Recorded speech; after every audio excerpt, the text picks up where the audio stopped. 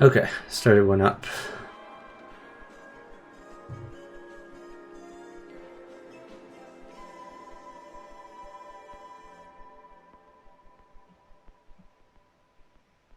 Hey, finger.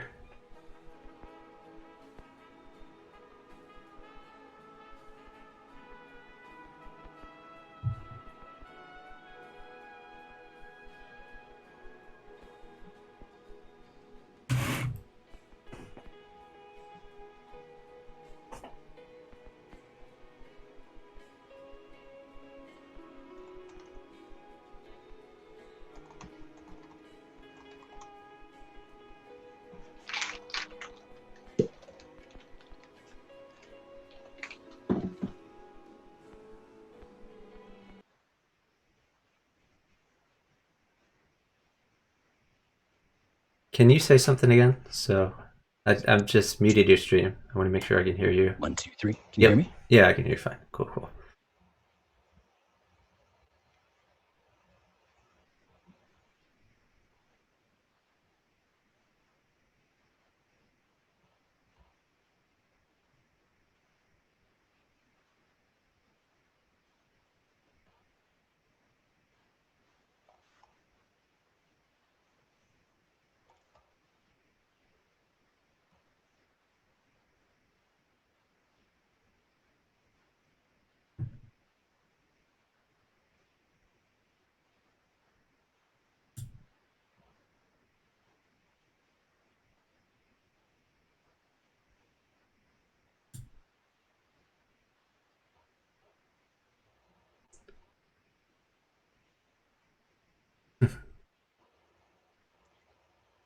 Always adds the new ones on top.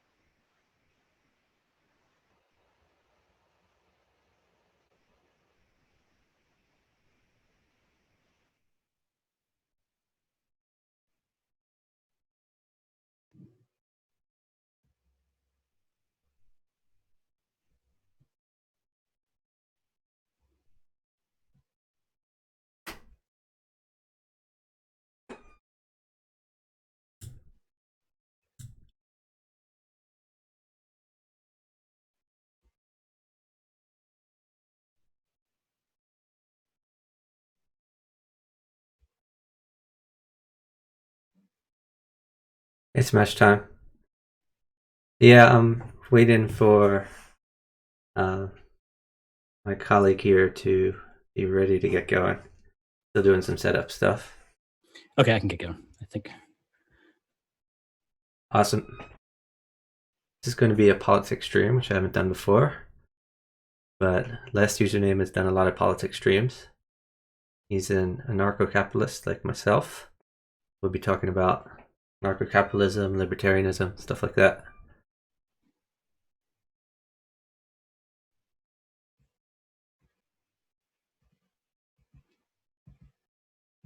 Okay. Hey, everyone. Welcome to the stream. I have on the phone here Chuck Moulton, who you can now see. There we go. Welcome, Chuck. Chuck is a fellow, you're an economist, right? Yeah, so I have a PhD in economics. I have a law degree, and I've been very involved in the Libertarian Party before. Nice. And you are, I think, a fellow anarcho-capitalist. Yeah, I'm philosophically anarcho-capitalist, but politically, I'm a libertarian, and I guess caucus with the Libertarian Party and try to move libertarianism forward in that way. I do think the philosophical ideal is anarcho-capitalism, but the way to get there politically is to cut and cut and cut incrementally. Interesting. So the approach of like having the government sort of cut itself down. Yeah. So what does that involve, like caucusing for the Libertarian Party? So I've had a number of positions in the Libertarian Party. So I ran for U.S. Congress as a libertarian. I've been involved in Well, one the second. You are muted on my stream. oh Someone just told me. I'm not sure why exactly. Let me fix that. maybe I know. desktop audio. Yeah, I got to reroute the audio or something. Audio. Yes. By the way, thanks for the bits for Midnight There Rhino. we go. Really appreciate it. Okay. So, sorry about that, folks. So, yes, this is Chuck Moulton. He is an economist and fellow anarcho-capitalist, and just telling me about his involvement with the Libertarian Party. Yeah, so I've had a number of positions at the county, state, national level. I ran for U.S. Congress as a libertarian in 2004. I was 25 years old then, which is the minimum to run for U.S. Congress in the U.S. And that was a lot of fun. It was, and there was no incumbent because our incumbent was running for U.S. Senate. There was a Republican, a Democrat, myself, and a Constitution Party candidate. And I was in 5 televised debates because basically they couldn't duck debates because it was a very competitive district. It was about half Democrat, Republican. And the League of Women Voters is very kind to third parties, would always invite people who are on the ballot. So that was a lot of fun, and I got to talk about smaller government, non-interventionism, and personal liberties, things like that. And for example, I was advocating for allowing gay marriage, more than a decade before the Supreme Court came to that conclusion. Within the party infrastructure, I've been state chair of the Libertarian Party of Pennsylvania and the Libertarian Party of Virginia. I currently serve as election committee chair, where I try to recruit candidates.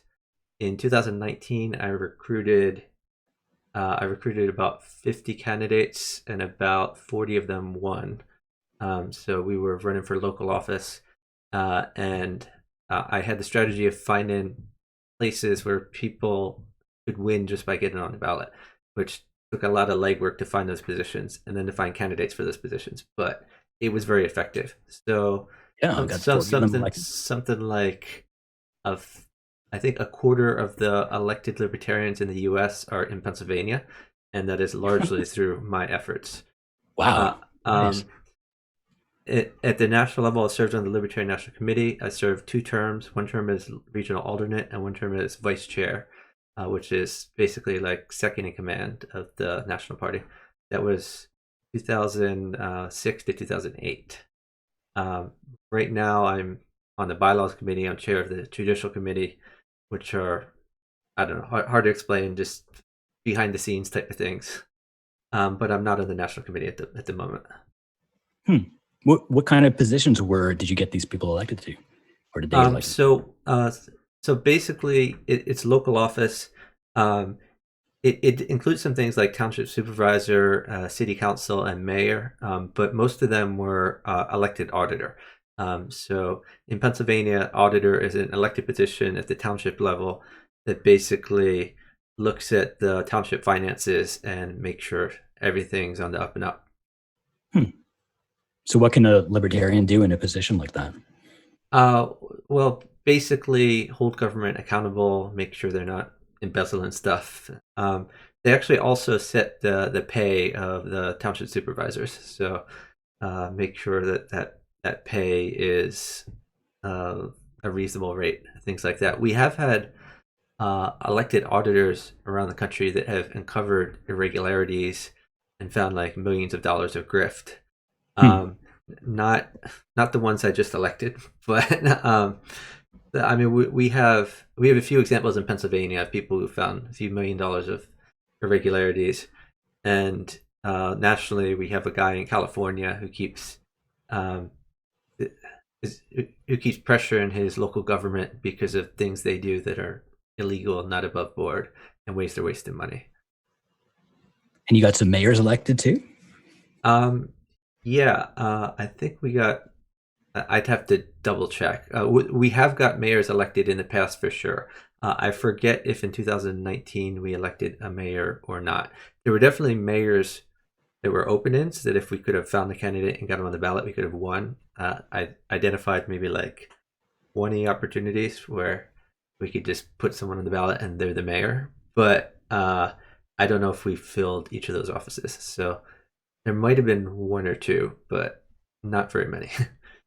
So wait, if you hadn't put someone on the ballot, would they even have a mayor? So basically, if we hadn't put someone on the ballot, then they could have been put in by appointment from the existing city council. Okay. But the way to get them in an elected manner was to get them on the ballot. And so the opportunity existed in Pennsylvania because they have a different deadline for minor parties like libertarians than for Republicans and Democrats. The Republicans and Democrats, their deadline for getting their candidates on the ballot was March, and then they have a primary in May. And there's an opportunity in the primary, even if they don't have someone on the ballot, to write someone in.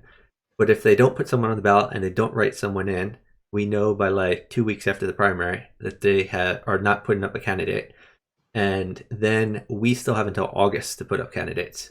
So we can identify places where there's no Republican, no Republican, no Democrat, and put a Libertarian on the ballot in like the 2 month window. And if we put them on, they win. So is there like a public reaction when they find out that a libertarian is like snuck into the mayor's office? Sometimes there's scrambles to knock us off the ballot through like a court case, or they try to phone up our candidates and pressure them not to run. So we've had people who've been called up by like the existing city council who just wanted to like appoint someone to those vacancies, and they were like, no, you shouldn't run for that, or oh, why don't you run for this other position instead? And they list a position that didn't exist or something like that. So they use like backroom tricks to try to frustrate us, but it doesn't really work because we follow the law and we know the law. We did have some people who were elected, like we got them on the ballot, they were elected, and then they were told like, oh, you didn't fill out this paperwork to say you wanted the position after you were elected. So we decided to just appoint someone. And we're still trying to figure out those, but they'll try anything to keep us out of office. But if we follow the law, we have some successes. So how far could this strategy go? I mean, this particular strategy is an irregularity we're exploited in Pennsylvania law, so Okay. not many other states have this opportunity, but there are certainly other opportunities. I have a colleague who was executive director of the Libertarian Party of Washington State, who what they would do is they would go into the Board of Elections. The deadline for filing candidates would be like a Friday, and they would go into the Board of Elections at Friday at noon, and they would say like, hey, has anyone filed for these offices? And they would find a list of offices no one had filed for, and then they would frantically make phone calls to our membership and file people last minute wherever no one had filed. So it's of course possible someone could file between noon and like 5 p.m. and then there would be a contested race. But like there's other little opportunities, you just have to look for them. And I've identified a lot of little opportunities like this over my lifetime in the Libertarian Party. Like the Pennsylvania is just one strategy, but I've had success in a number of other areas. Interesting. So this sounds familiar. Like I've heard some libertarians talking about the sort of like bottom up sort of takeover of government as a path towards liberty. Is that kind of what you're envisioning here? As far as a bottom up strategy, well, so there's been an argument for decades within the Libertarian Party and the Libertarian movement. Where do we devote our resources? Right. As to thanks for the follow from Brisket 451. So, for example, do we put all of our resources into running a presidential candidate, or do we put all of our resources into electing mayors and township supervisors, maybe a state rep or two, or a member of Congress? My own view is that those things aren't necessarily fungible, because there are donors who will donate for both of those things, and they're both useful. So I don't think it's a good idea to not run a presidential candidate and put all that money into, say, electing state reps, because the individual donors who want to donate to a presidential campaign may not want to donate to a state rep campaign. And there are benefits to running a presidential candidate even if we lose. is that presidential candidate gets a lot of free media to talk about libertarian positions and let people know about the Libertarian Party in general. So a lot of people have joined the Libertarian Party because they've heard about the presidential candidate, even though we haven't really won, over these 45 years. Um, Although libertarians have won some distinctions, even in the electoral arena, even at the presidential level. So we actually got a faithless elector in 1972 who voted for the Libertarian candidate around when the Libertarian Party was formed. And that particular Libertarian ticket, which was John Hospers and Tony Nathan, that was the first electoral vote ever cast for a woman candidate because our vice presidential candidate was a woman. So that the next electoral vote for a woman was when the Democrats ran Geraldine Ferraro for vice president in 1984. So we predate the Democrats by 12 years for electoral vote for a woman. Nice. So I have a question for Midnight Rhino. Can you clarify something? I've heard the strategy before by portions of the John Birch Society. Are they libertarians or something else? But I've heard of how this works, and I don't know the deadline tactic. So the John Birch Society is a conservative group, a very old conservative group. They sometimes have libertarian tendencies, but I'd say they're more conservative and more right wing. The Libertarian Party is more balanced. I'd say more centrist. So the Libertarians and Libertarian Party, anarcho-capitalists, are fiscally conservative but socially liberal, which means on issues like drug legalization, immigration, um, let's see, I don't know, the illegal, like the drinking age, basically what you can do with your body. Libertarians are socially tolerant on those issues, much like modern day liberals are, in theory. Whereas conservatives are generally more authoritarian on those issues.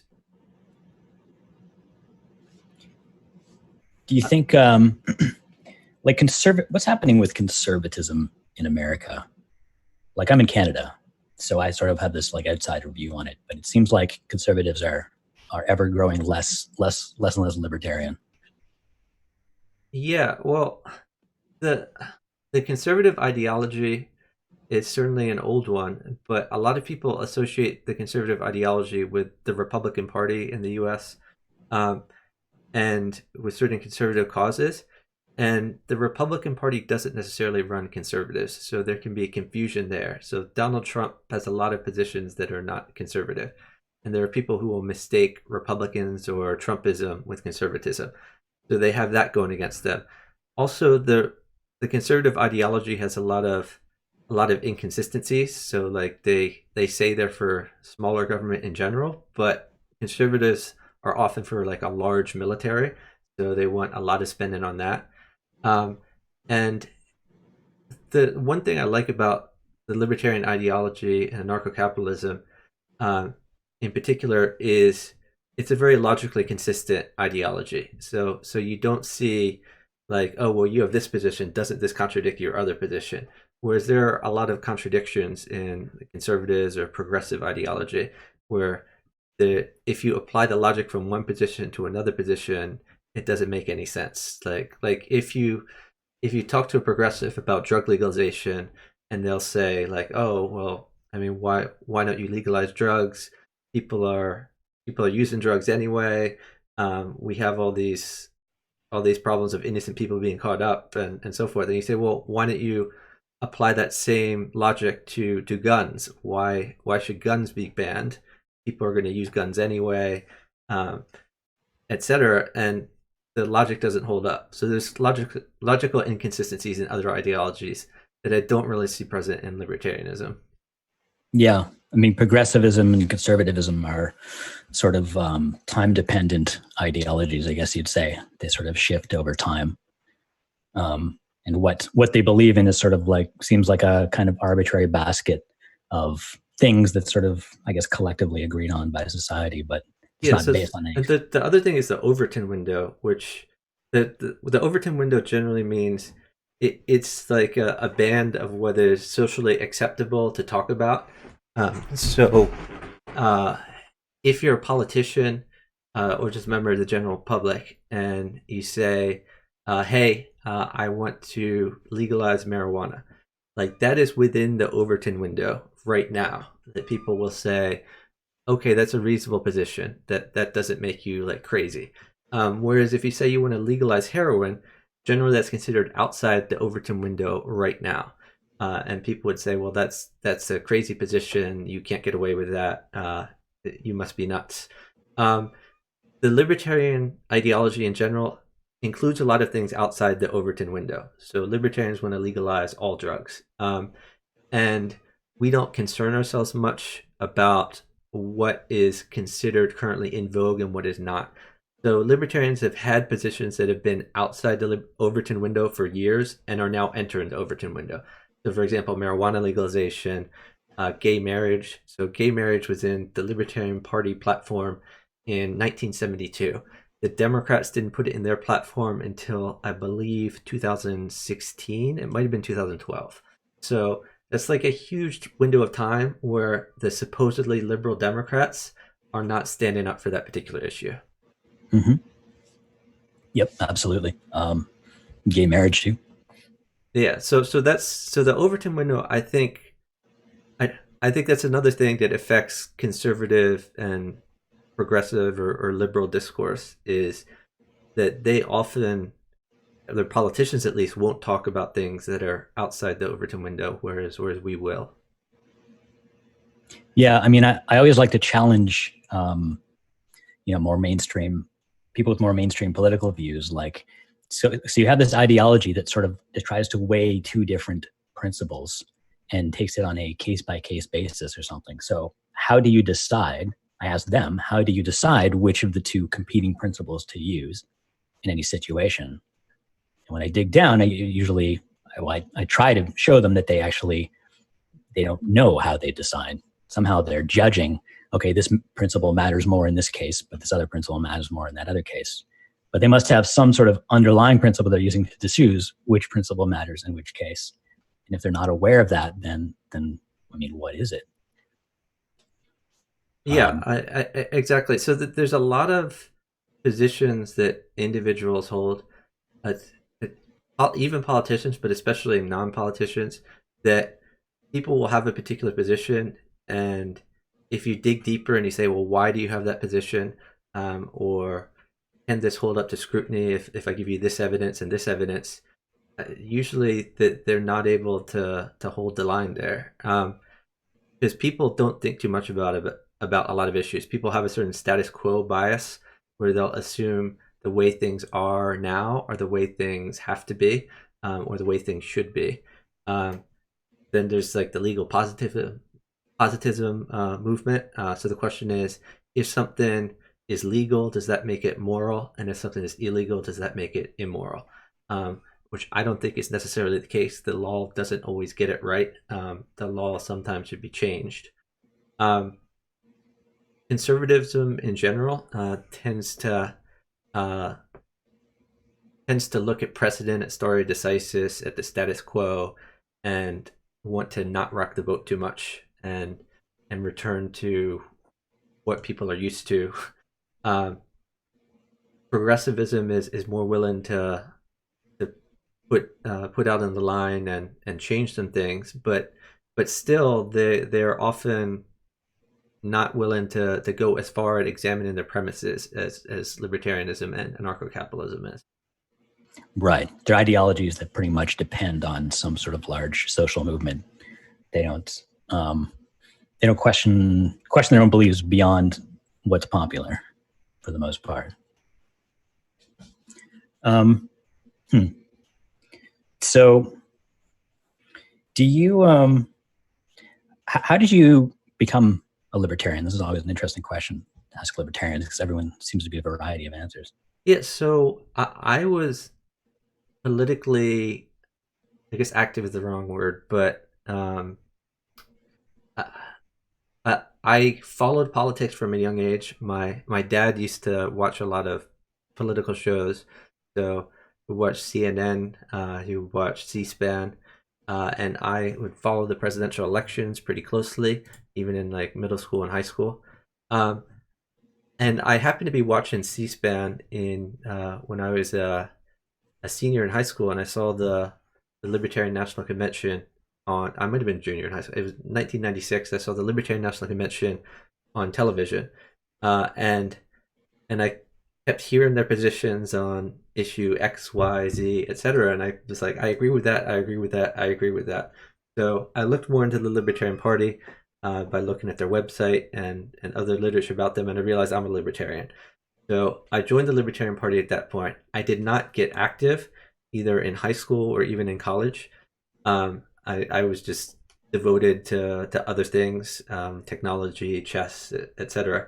But after college, I decided that I wanted to get more involved in the Libertarian Party. So I attended my first Libertarian meeting.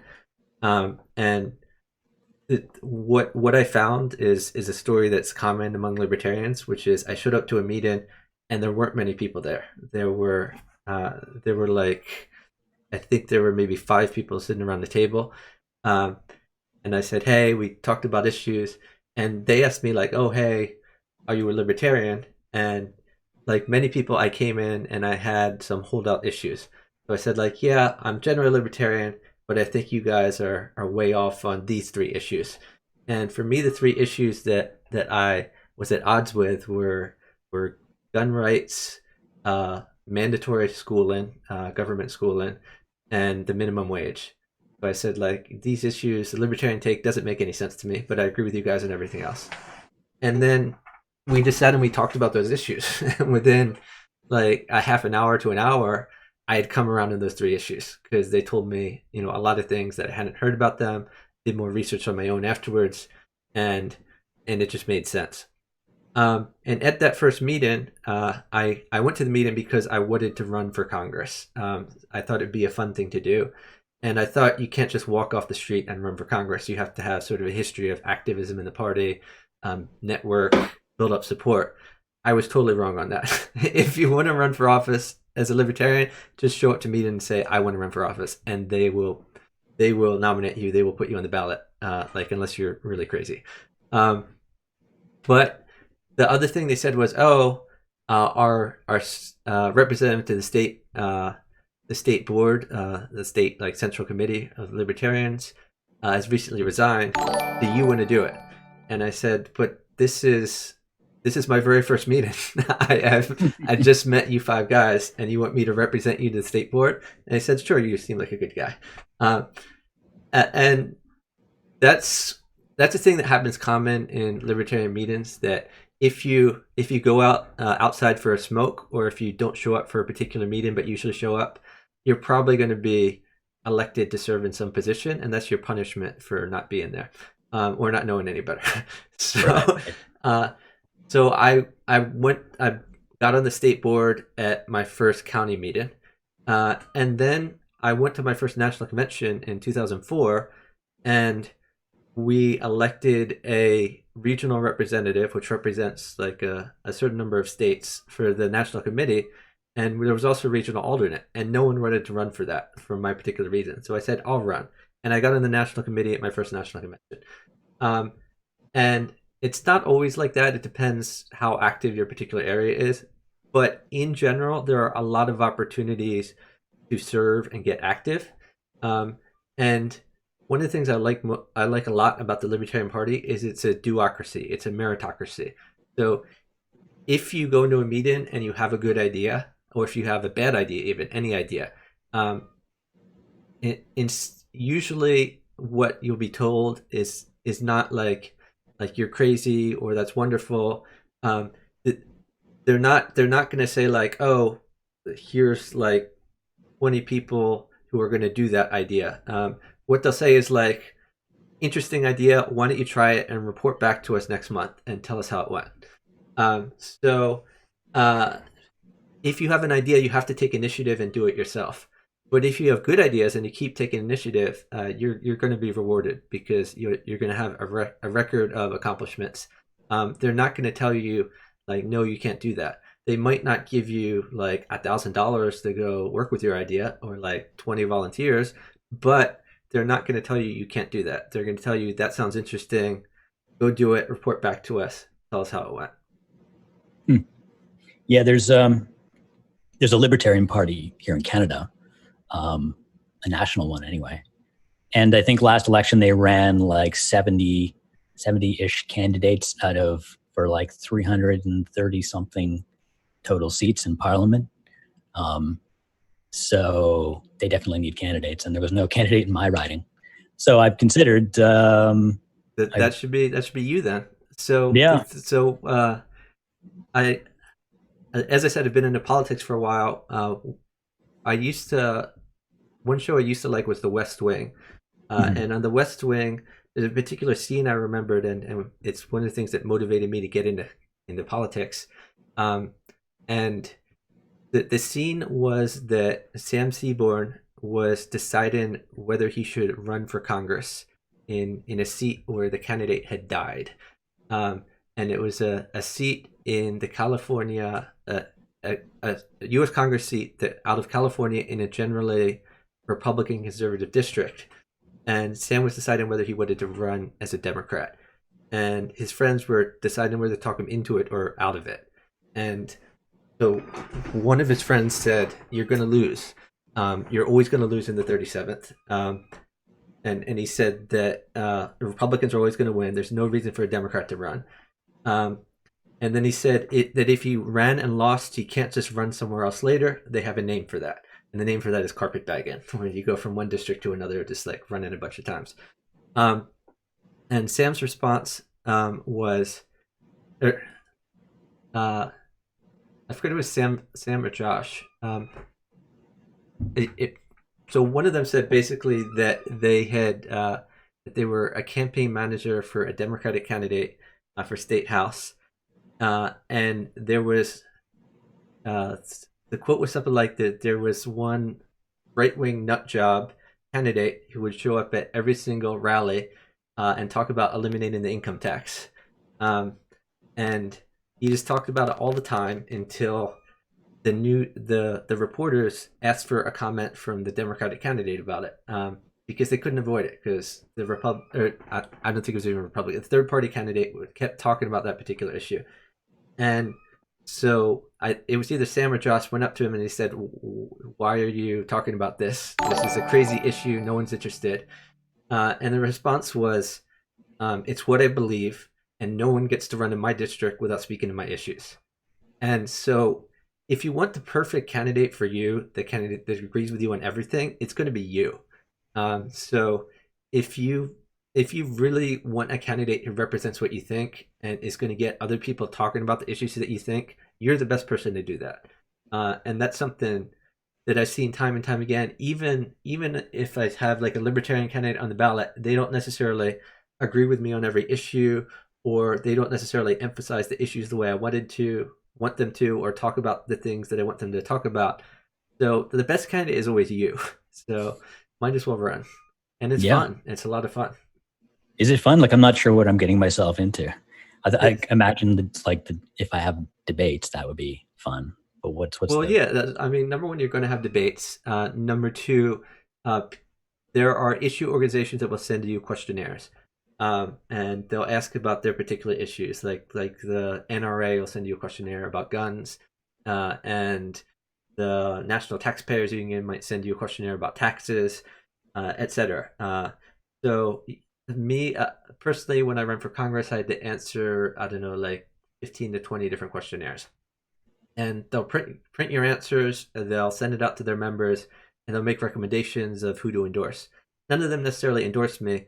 I was pretty annoyed actually. There was a group called PA Gala, it's like Gay and Lesbian Alliance or something like that. That they sent these questionnaires to candidates, and I endorsed gay marriage, and the Democrat didn't. She said she was against gay marriage, and they endorsed the Democrat anyway because they always endorse the Democrat. But even so, you get to get these issues out there. Most candidates pick three issues that are most important to them and emphasize those issues. And they'll talk about other issues that are specifically asked, but they really want to drive home those three issues. Um, so pick three issues you care the most about and make those like your main talking points. Um, and you get to meet a lot of people. I'm an introvert myself, Me too. normally, so I had to force myself to get out there and talk, but it helps you get over maybe problems with public speaking when you have to talk a lot, and it's easier to talk about something you care about, like politics and these issues. Last time I was asking, what are my 3 issues? I think when I ran for Congress, I actually had 4 issues, which I have them up over here. So I had, um, I guess I could turn my camera, but I won't do that right now. So I have a sign that says allow gay marriages. One that advocated for a 5% flat income tax, so much lower income tax, not like a flat tax. And I wanted to end the Iraq War, which is a big issue at the time, and I wanted to legalize marijuana. Those were the issues I emphasized. I don't know. I'm trying to imagine how I would talk about libertarianism to Canadians and if I ran in my own riding, it's like an urban riding, so it's going to be fairly left wing. I think these concepts would probably be so foreign to them, they would just sort of like sit there with their mouths hanging open and be like, "What on earth is this guy talking about?" And that's if you want to. It's. I mean, there's different goals you can have. You might want to get a particular issue out so that people can hear about that issue because it's most important to you. Like Yeah. you might want to in the U.S. you might want to end the wars or eliminate the Federal Reserve or things like that, or legalize marijuana or whatever. The other thing is you might want to maximize your vote total, so you might want to speak to your particular voters. So their libertarian candidates would run a very different campaign in San Francisco as in Wyoming, for example, because the voters would be interested in different issues.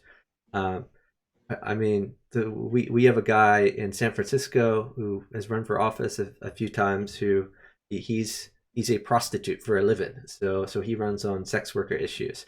He runs mostly on left wing issues such as ending wars, legalizing drugs, sex worker rights, things like that. And that would not fly in a place like Wyoming. Thank you for the follow, the Empire Strikes. I wonder what I would run on in Canada. Perhaps if it was nationally, one thing I'd probably take on is the Liberal government here has started a large subsidy program for traditional media. So they're literally just giving handouts to legacy media companies. So is that sort of like the BBC that you're saying there's like state networks? Well, we do have a partly state funded broadcast company called the CBC. They've been around for a long time. So that's one issue.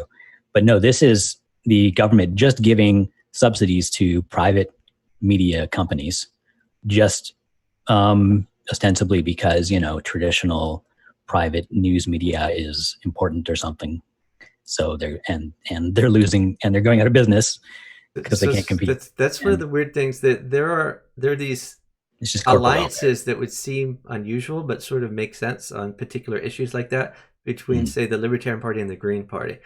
And it's weird that the Libertarian Party and the Green Party agree on stopping corporate subsidies and corporate welfare, but it's for like different reasons. So from the Green Party's point of view, there was evil corporations, taking money from the taxpayer, and from the Libertarian point of view, that evil government giving out this money to the corporations. So the question is more like who's at fault? Like from a Libertarian point of view, it seems logical everyone is going to line up at the trough to get whatever they can, and it's up to the government to stop them. But from the Greens' point of view, those are evil corporations, and the government needs to stop them somehow, even though it's the government that's given out them the corrupting our pure democracy. So Go-to-Tell has asked, can you delve into the position of a flat tax, pros and cons? I'm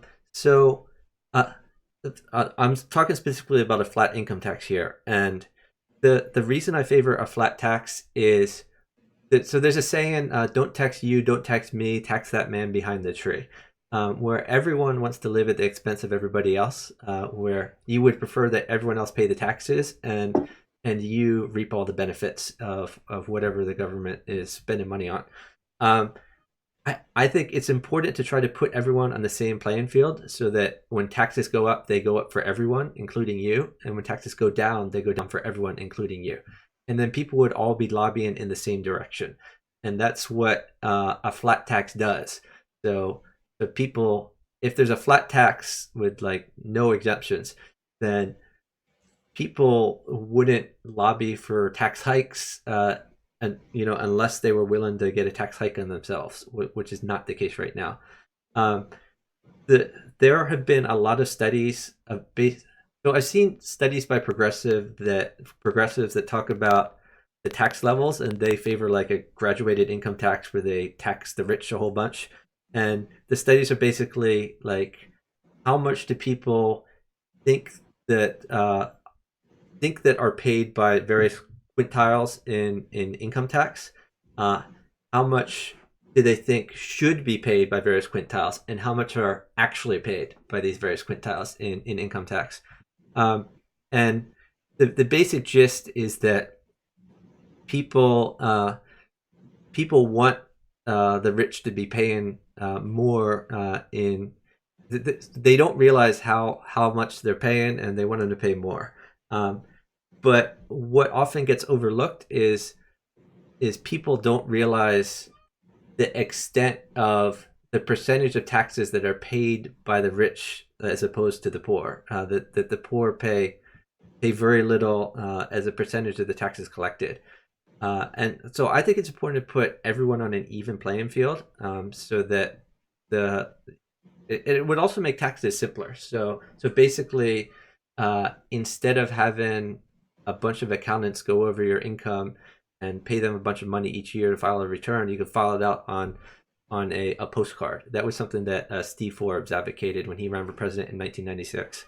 So the simplicity of it, with no exemptions, just a certain amount of your income. Um, and the amount of taxes, I advocated for 5%, but the general gist is it could be much lower than it is right now. So right now, people pay, I think a few years ago it was like 43% of their total income went to taxes. That's not saying income tax was 43%, but it's saying when you add up income tax with all these other forms of taxes, including sales tax, property tax, and so forth, at not just the national level, but the state and the local level, it adds up to a big chunk. The average person. Yeah, the average person pays, in America. 43%. And the reality is we don't get much for it. One one statistic Ron Paul liked to point out is he would say, think back to, I think the year he used was 1999, but say 2000. And was life terrible then, or was life basically okay? So what if we cut our expenditures back to year 2000 levels? Do you think things would be okay? The sky's not going to fall if we just have expenditures year 2000 levels. And if you go back to year 2000 levels, you could basically take the income tax and get rid of it, and the government would still have enough money to pay for everything else, like not counting the new stuff that's been added since the year 2000. And that's just going back to 2000. Honestly, I think we can go back further. We could go back to like 1900, and I think people were doing just fine without these extra government expenditures. So I think the government spends too much. I think we also tax too much, and there's also a lot of perverse incentives from the graduated income tax, and especially taxing the rich by a huge amount. So Ronald Reagan, he pointed out that when he was an actor, the income tax at his bracket was 90%. So if he made more than one movie a year, the any future movies would be taxed at 90%. So he would get 10% of that revenue. So his basic idea was, why should I do any more movies? I'm working for 10%. Why would I do that? So he would make basically one movie a year. And there's a lot of people who go by those incentives. You have the option of working super hard. You can also have leisure time. So why should people work super hard if government's going to take a huge amount of their money away? So the flat tax, it doesn't matter when you make money, like which year you make it in. It doesn't matter. Well, I think it would potentially matter by year, because it would be like a yearly tax. But there wouldn't be these kinks where I know I've had friends who have basically said, like, I I don't want to raise, because if I get a raise, I'm going to be bumped up into this higher tax bracket. And more importantly, that they're not going to be eligible for certain government programs when they get in a certain tax bracket. Thanks for the follow from Bauer. So people have intentionally, worked less to avoid being in a certain tax bracket, because all of their thanks for the follow from Fisher. All of their extra work is going to be for naught. So it may make sense to work less if you have a graduated income tax where you have like certain kinks where things go up and you're not eligible for certain subsidies at certain amounts. I think putting everyone in an even playing field is a better way of doing it. But if with a flat tax, it doesn't matter if you're going to make like $100,000. It doesn't matter. You can make 100,000 one year and zero the next year, or 50,000 the first year. Oh yeah, assuming the tax rate stays the same. You're right. Assuming tax rate stays the same year to year. Whereas in the current system, you have a very strong incentive to try and spread that money out over multiple years. Oh, so I've hit 1,000 followers. Thanks very much for the people who followed. Yeah, so that there are even more perverse incentives for businesses, and this is something that a lot of progressives don't really understand because they're not thinking in the mind of a business owner. And just stepping back, more importantly, the most important thing you should learn from economics is that people respond to incentives. That's what economics tells us. So if the tax code a certain way, it's going to incentivize certain kinds of behavior. In this case, the incentive that's interesting is with business owners.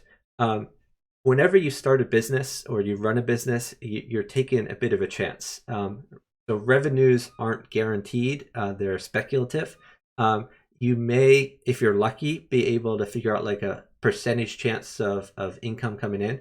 So suppose you're a business owner and like there's a 50% chance your business is going to fail, and there's a 50% chance your business is going to make $100,000.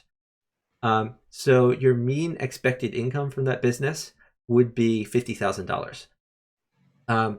So that dictates to you how much time and energy you should spend. Maybe a $50,000 investment or a $30,000, etc., would be worth it for that particular payout. And you have to determine your other opportunities, your opportunity costs. So if I didn't start this business, I could get a job that might pay $30,000, and then I can compare that to my $50,000 expected value. So the kicker is, suppose you have a government that taxes that business, and if the government taxes that business at 50%, then instead of getting either $0 or $100,000, you're getting $0 or $50,000. And that's going to change the calculus of a lot of businesses. First of all, whether the business is profitable at all in an expected value basis, whether it's better than the opportunity cost of your next available opportunity for another possible business you could start, or for working as an employee, whether it's worth it to you versus your leisure time. Do I start a business or work at all, or do I just ride on my savings and just go, let's say, stream on Twitch, or go to the beach, or be an amateur actor, or whatever, because leisure time has value. So these tax rates cause businesses to do different things. And if you set the tax rate too high, it's not just that these businesses are going to be paying more. It's some of the businesses are going to become unprofitable. Some of the business owners are going to decide not to even try, not to start the business at all, because it doesn't make sense with the calculation with a certain tax rate. And that has ramifications throughout the whole economy. If less businesses are started, those businesses are going to buy less intermediate goods to produce what they're making. They're going to hire less workers, so there's going to be higher unemployment. So it pervades the whole economy. And it all comes down to people responding to incentives. So from the idea that people respond to incentives, you could say business owners respond to incentives, politicians respond to incentives, government bureaucrats respond to incentives. A lot of public choice theory is based on the fact that bureaucrats and politicians also respond to incentives. But yeah, you need to, whenever you consider a tax rate, you need to take into account how people are going to respond to that tax rate. Yep, and that's the thing that progressives don't seem to do very often. They look at the way people behave now and say, okay, well, if they keep behaving that exact same way and we put this tax, then we'll get X number of dollars. But of course, they don't account for the fact that people will adapt their behavior to the tax. This is particularly evident with wealth tax, Right. which seems Oh, like wealth tax absurd. is the worst kind of tax. So before I talk about wealth tax, Smash Time says foundation of liberals are thieves who want to steal from the rich simply because they can. So interestingly, um, liberals in America are different from liberals in a lot of the rest of the world. In America, the term was pretty much co-opted by progressives in the mid 1800s to the mid 1900s, and then progressives decided they didn't like the term liberal anymore, and now they're called progressives. But around the rest of the world, liberal was fairly synonymous with libertarian. So in the U.S., a lot of libertarians will refer to themselves as classical liberal, and by that they mean liberal before the term was co-opted. Yep. I always try to. I never use the term liberal when talking about progressives, and sometimes I'll even use it to And talk about. there's a lot of libertarians I know who want to reclaim the word liberal because it's like Yep. the progressives don't want it anymore. So why don't we just take it back? And it was Yeah, it was a pretty good word. It's only used by conservatives to refer to progressives, Yeah, and or by far lefties to refer to not so far lefties. so on the topic of the wealth tax, it's interesting because I mean it's pretty much the opposite of what you should do. Uh, the one of the most fundamental interesting things in finance is um, exponential growth. That maybe I'm phrasing this wrong, but so I'm sorry, compound interest. Compound interest is an amazing thing. So if you have, I think it's a compound interest rate of if it's 2 or 3%, has like a doubling rate of your wealth of something like I forget exactly what it is, like 22 years or something like that.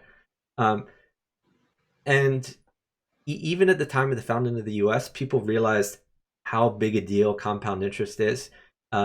Within the legal realm, I'm a lawyer. There are property laws designed to prevent compound interest from making trusts like super trillionaires.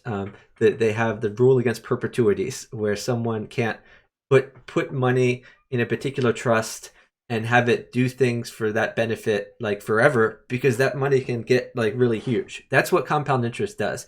2% doesn't seem like that much, but it compounds. So 2% the first year times 2% the next year times 2% the next year.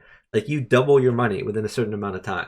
And over the long term, over 50, 100, 200 years, that can get to be like a huge amount of money. Your money works for you with compound interest.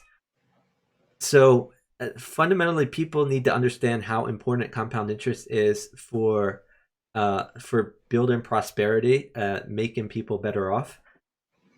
The wealth tax is pretty much the opposite of that, because the wealth tax, they want to take, say, 2, 3, 4, 5% of your wealth, not your income, your total wealth, every year. So what someone like Elizabeth Warren is talking about is like every 20 years they're taking half your wealth from you.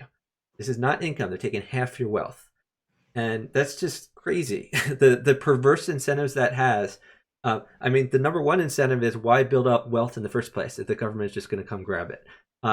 So Is it even possible to build up wealth? so again, it's possible to grow if your if your return on your money is better than the amount government's taking out. So if government has a wealth tax of 2% and your investments are making 5%, then your money is still growing, but it's growing like less than it is. And there's a lot of people, yeah, who would have a negative growth rate. I think Bernie's wealth tax is like 8%, right? Yeah. Oh, 8%. It's really hard to get 8% year over year over year. That's pretty much a cap on wealth. There's no way anyone. Right. Right. Exactly. But it has perverse incentives for actually like starting a business and trying to create wealth. And so that's the other thing. Like as libertarians, we know that, and anarcho-capitalists and economists, we know that when you create wealth within the marketplace, so you start a business, all of the things that you're doing are voluntary trades. People are paying you for a service, and they're paying you because they like that service. And so having a business, you're not exploiting someone. You're making everyone better off. You're becoming better off because you're building your wealth, and you're making your customers' lives better off. You're giving them goods that are cheaper or better than they have otherwise available, and their lives are becoming meaningfully better because of that. Thanks for the follow from Base Liberty. Um, so that's important. Um, the where was I going with this? What were we talking about? We're talking about the Wealth nature, the tax. facts of a wealth tax. Okay, so yeah, this disincentivizes people from starting those businesses, and because they're disincentivized, but from like inventing things, from building businesses that serve customers, everyone is going to be worse off because of that. When people are disincentivized from starting businesses. In addition, it incentivizes people to move from a country like the US, where their wealth is just seized by the government, to other countries that are not going to seize your wealth. So if I am a billionaire, like say Jeff Bezos or Mike Bloomberg or whoever, why would I live in the US if half my wealth is going to be grabbed like every 20 years? I would move like as soon as possible to another country, whether it be New Zealand or Australia or France. France is probably a bad example because their policies are even worse. But to a place with better policies that isn't going to grab half my wealth. Canada. Canada, there's another example. And it's, I mean, rich people can move much more easily than everyone else, Yeah. generally speaking. Yeah, I just saw a statistic today of so Illinois is one of the craziest states right now as far as their tax rate, and they have a huge public pension crisis because they've made promises for a generation to pay an unsustainable amount of money to their workers upon retirement.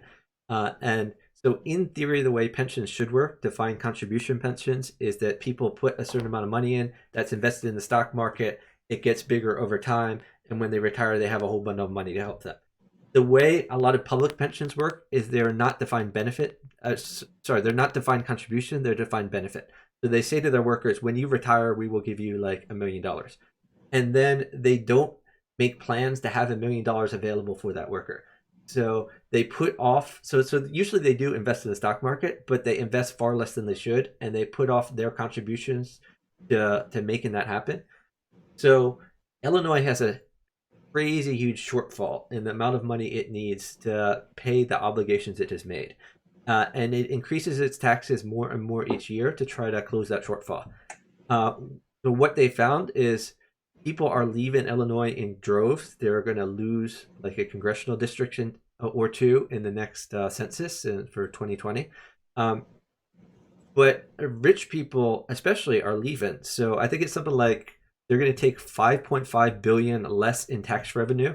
I think it's like 2018 over 2017. They lost 5.5 billion in tax revenue, and most of that, I think it's something like 3.5 billion of that was because people over $200,000 a year in income decided I don't want to live in Illinois because they're taxing me to the hilt. Why don't I go somewhere that taxes me less? Right. Seems like they shot past the maximum on the Laffer curve there. Right. So wealth tax, the other thing that bothers me about wealth tax, like I'm trying to predict what happens when let's say someone becomes a billionaire by starting a business and growing it, and they maintain their own, like basically their entire fortune is just ownership in this business. Once they hit $1 billion, they have to start, if it's Bernie Sanders' 8% wealth tax, they have to start coming up with 8% of that billion in cash every year from their business. Yeah, that's another perverse incentive of the wealth tax is there's something called fire sale losses, which usually it applies to something like banks, where banks will have certain assets, and if their customers, if their depositors come and they want to take their money out, they need to come up with the cash to pay their money. This is also true of mutual funds and other financial assets.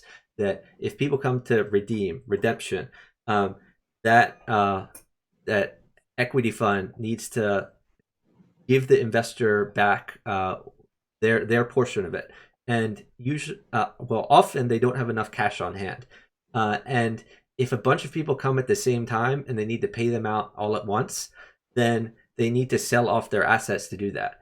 And sometimes it's a bad time to sell. The market might be at a low for the particular assets they have. And when they need to sell things below like their normal value, that's what's called a fire sale loss. And the analogy comes from if someone's like house burns down and they need to pay some bill, all of a sudden they're paying stuff from their burnt down house. It's a fire sale. Um, I think the analogy might be that like the store is on fire, so everything must go immediately. Right. So yeah, you're gonna get less back if you are forced to sell at a certain time, for sure. Especially if everyone is having to sell at the same time to pay taxes. Now, like I'm trying to figure out what how would the business community adapt to that, because they basically never want to get to the point where any individual person owns more than $1 billion worth of equity in anything, because they presumably they're just never going to want to be they're not going to be able to pay that 8%. They have to avoid that. So is there something they could do to sort of, they have to I find mean, like they can more move. owners? That's what I would do if I were doing it. I would move. I would Well, I not pay mean, that 8%. There are some ways of getting around it. One would be to move. Another would be to, instead of having that wealth put in an individual, you could put it in a corporation. Where I'm not familiar with Bernie, whether he wants to apply a wealth tax to corporations or just an income tax to corporations. But if you have a wealth tax on people and just an income tax on corporations, then why not form a corporation and park all your money in the corporation, and then have that but if you own corporation that act corporation, for your benefit. but then you still, the net worth of that corporation is going to be include the corporation that they own, right? I, You still, I see what you're saying. So yeah, so you would have you equity got to find interest in others that who corporation. Yeah, you're take right. on That some of that that equity. that probably wouldn't be a way around it. I mean, really, the thing to do is move.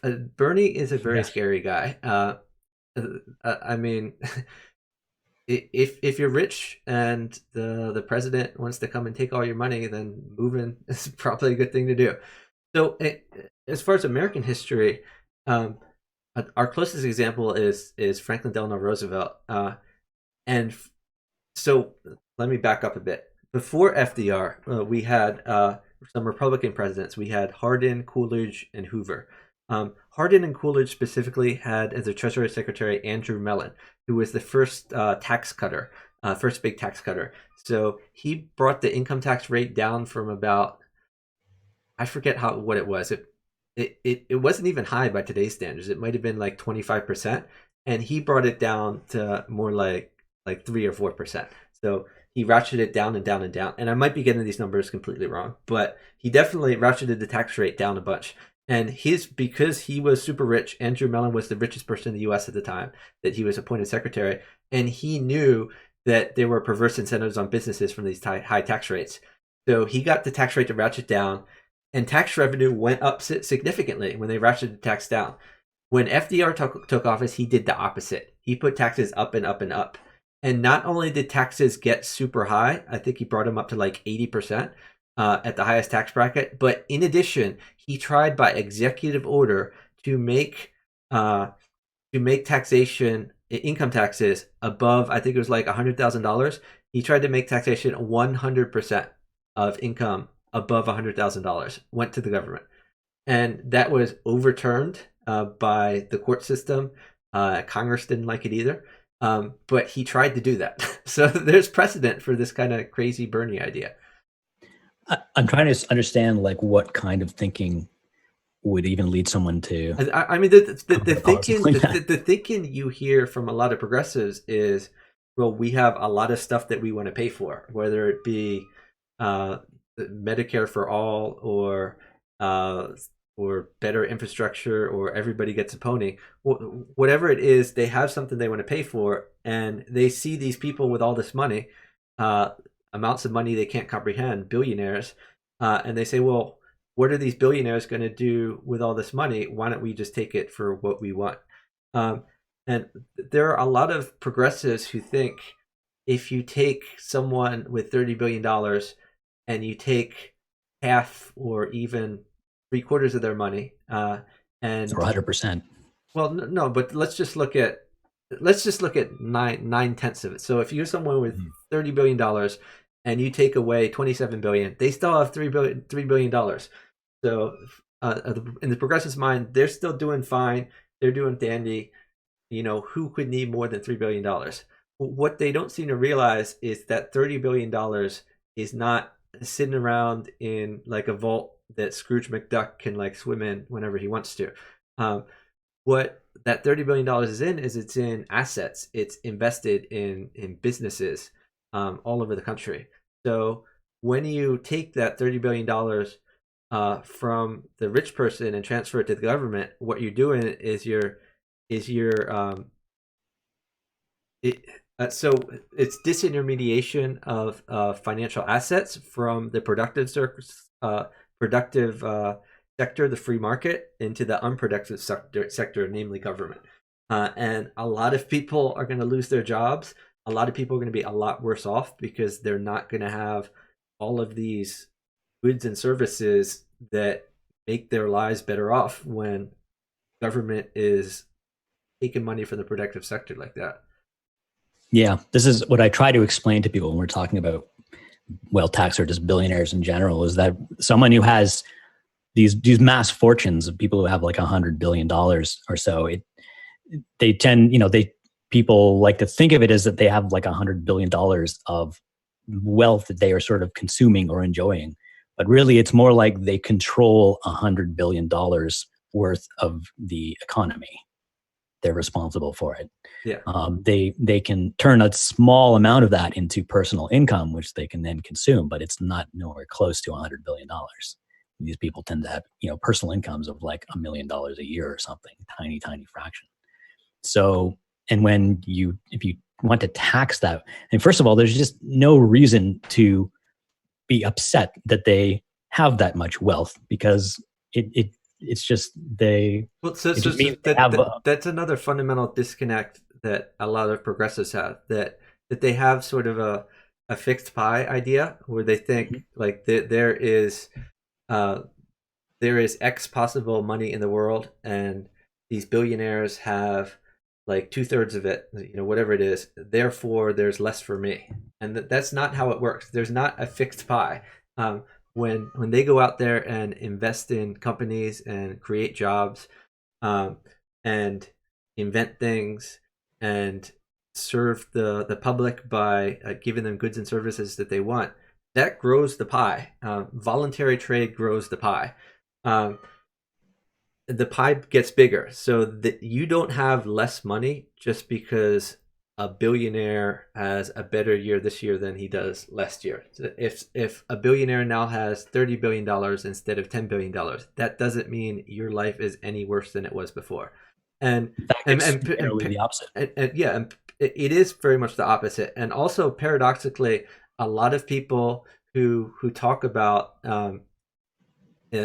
wealth inequality and income inequality, they have this perception of the fixed pie, but their solutions also they don't involve lifting people out of poverty. They involve pushing people down at the top end of the spectrum, and that doesn't lift people out of poverty. If anything, it makes them worse off because of these effects on the economy.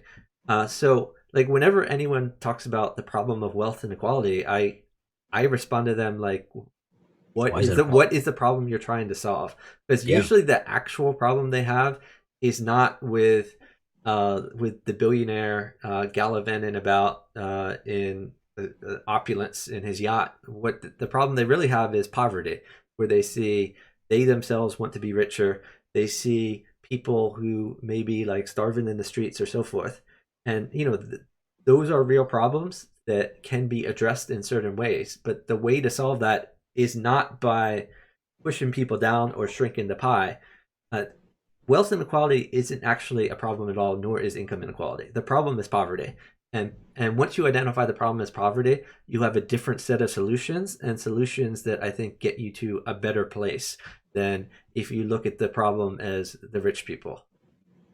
Yep. And yet the rhetoric, it seems to be increasing rhetoric around just directing this scapegoating rich people. Like I've heard so many, you've got Bernie Sanders basically just treating billionaires, literally just demonizing billionaires. Like, your billionaires are ruining your life. Bill, AOC saying that it's immoral for billionaires to exist. There was a debate on that on public television here in Canada. Like, literally, like, should billionaires exist? That was the topic of the debate, which seems so absurd to me and kind of scary, because it's starting to look like just straight up bigotry, right? There's no economic arguments being put forward. It's essentially just taking this group of people and just blaming them arbitrarily and getting angry at them, and getting very vitriolic. So, and so I've been trying to go around and just tell people like, calm down, like, there's no reason for you to be upset at billionaires. I mean, it does depend to a certain extent, like how they got their billions. So uh, on sort of another topic, there's a book called "The Myth of the Robber Barons" that was written by historian Burton Folsom, who has written a lot on this topic. So he looks at the history uh, of very rich people, and he distinguishes between market entrepreneurs and political entrepreneurs. So market entrepreneurs are people who start businesses that give the customer something that they want, and he risks his own money, his investors' money, etc. And he's held accountable by his customers. If they don't get what they want, then he is not going to get rich in the process. A political entrepreneur is someone who goes to the government with hat in hand and says, "Hey, I need $30 million or $1 billion to do this, whether it be fight a war or to dig some ditches or whatever he wants to do." And political entrepreneurs are not as accountable. Often they can suffer loss after loss after loss, and the government will keep feeding them money. And political entrepreneurs often, instead of getting their money based on merit, it's based on connections. So if they are in good with the politicians, with the bureaucrats, then they will get the contract to do things at a substantially inflated rate. So I don't have much sympathy for people who make their billions through political entrepreneurship, but I do think market entrepreneurs definitely add to society and make people better off. Right. And there's a popular perception amongst progressive that, like, all billionaires got their money through, exploiting political connections and blah, blah, blah. And while some of that does go on, they tend to be the exception rather than the rule. They are the exception, yeah. But I mean, there's a lot of politicians that will come into office and they'll barely have $1 in their bank account, and then they will leave office 20 years later after serving in the Senate for many years, and they'll be like multimillionaires. And the question is, how did they do that? You look at their government salary, and it just doesn't add up. And the way they do that is bilking their political connections for money, where people will send them on fancy trips and give them gifts and help out their family members with cushy jobs and so forth. And they'll do that to get that political connection, to get what they want, and to get grift from the government. And it happens. Political entrepreneurs are much rarer in the United States, at least, than actual market entrepreneurs, but there's definitely a lot of them. So Joe Biden is a good example of that, where it's been in the news recently how his son and his brother have enriched themselves through government contracts. Yeah. And then that's only possible because the people with government power are able to spend other people's money. So that's why they can be paid a small amount of money to allocate a large amount of somebody else's money. And that's why it works out for both them and the party that's bribing them. Yeah, so Fighter Fam 1 says, or you can be smart and be a businessman. So yeah, if you wanna get rich, like, one of the best ways to do that is to start a business for yourself, because you're taking risks to do that. Another way to do that nowadays is to go into the financial sector. That's because, like, that's where the money is. Like, if you work at a hedge fund or a mutual fund, etc., you can get paid quite an amount. But it's sad in a way because uh, some of government regulation has caused some jobs that we would like to attract the best and the brightest, they no longer do so. Like I would like, if I'm sick with cancer, I want my doctor to be the brightest person around. I want him to be the smartest person out there. But nowadays, the smartest people are not going to medical school. They're not becoming teachers. They're often going into the financial industry or they're becoming politicians, because in both cases, that's where the money is. Yep. So the And incentives are a bit screwed up. a public healthcare system is probably not going to help that issue any. Yeah, well, the more government gets involved in the healthcare system, I mean, so essentially, when you have, like, for example, Medicare for all, the the notion has been that this is gonna reduce costs considerably over our current system where we have private insurance. Um, but in order to get the accounting that way, usually what people who study that do is they assume you have all of the benefits of our current healthcare system without having to pay any of the costs. And the reality is these benefits would not actually accrue without a good incentive structure the way we have right now. So the price mechanism is a way to allocate resources to their highest valued use. And when you take away the price mechanism by uh, not letting the market decide how much each medicine costs and how much each procedure costs, and instead you let a government bureaucrat decide that, that government bureaucrat is likely going to misprice a lot of those procedures. So they're either going to value it too high or too low. And when you misprice a certain procedure or a medicine, what is going to happen, and this is like the basic problem with socialism, the economic calculation problem, is that you have people either want too much or too many, too many or too few of a certain item. So that leads to either long lines, rationing, or it leads to idle resources. So doctors specialize in a certain area that don't have people want a certain procedure because it's too expensive. Um, and yeah, this calculation problem is gonna be present more and more the more the government takes over the healthcare system. So much of the reason that other countries pay less than the U.S. for their total healthcare is because they do not pay as much for patented medication, where they'll negotiate lower prices. So if I patent a new medication, um, the the cost of producing the item is much less than the cost of research, and the cost of research is a one-time cost. So it might cost me $1 billion to develop a certain drug, and it might cost me $1 each to produce the drug. I need to recoup that $1 billion somehow. So ordinarily they recoup it by charging like $20 for each thing going out, and socialists will say like, "Oh my God, they're charging 20 and it costs them $1. They must be evil people." But they are trying to recoup their cost of research. Um, on the other hand, if I have spent $1 billion and I can produce it for $1, um, and I want to charge $20, and Canada comes to me and says we're not willing to pay $20, we'll pay $2. I can say to myself, well, I'm not going to sell anything to Canada, or I can say $2 over $1 is still a $1 profit, so I'm going to do that for Canada. But for the U.S., I'm going to charge $20 for each of these medications.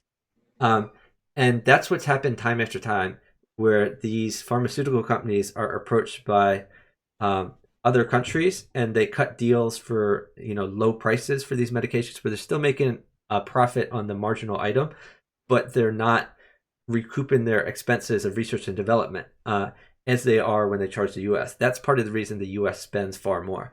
Another reason is there are a lot of countries that underpay their doctors. So if you want to cut costs, one way to do that is to take your workers and pay them less. In the U.S., doctors are highly valued, and they're paid quite a good amount of money, especially specialists.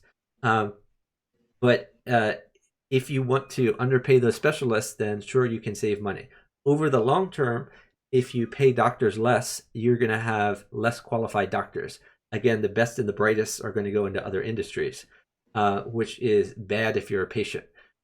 There are a lot of people who are short-term thinkers, though. So they'll look at how can we cut costs right now and not take into account the perverse incentives that happens over the long-term future. Yep. I mean, we've got a major doctor shortage happening here in Canada. Um, and it's been happening for, at least a decade. You read news stories going way back, like a decade back, saying like, we've got a doctor shortage, it's coming up, we got to deal with this. Still hasn't been dealt with right now. I just recently had to find a new family doctor because mine retired, and it's impossible. There's just no doctors taking patients. Booking an appointment with her replacement doctor, who I was kind of forced to take, took I had to wait like 3 or 4 months just to get just a simple like I 15 mean, minute checkup. that's Canada has a lot of wait lists. I mean, Mm-hmm. number one for doctors, but number two for elective elective type things and for scans, because problems with the price mechanism, lack of doctors, etc. In the U.S., it's interesting. Over a 30-year period, the number of law schools actually doubled, whereas the number of medical schools increased by I think two. So we went from something like, I don't know, like 150 medical schools to 152, and we went from something like, I don't know, 500 law schools to 1,000. So when you limit the amount of people who are educated in a certain area, obviously you're going to have less doctors out there, and their salaries are going to go way up. It's like a cartelized industry from the American Medical Association, which prohibits medical schools from being built. Um, so yeah, that's a big problem. So I have some questions in the chat. Smash Time Fool says, um, let's see, should the U.S. use its foreign policy to force other countries to pay their fair share for American drugs? No, I don't think so. It's up to each company to negotiate as they want. I don't begrudge American companies for negotiating with other countries or industries in certain countries for $2 for $1 produced drugs to recoup their cost of research. I mean, that's on them.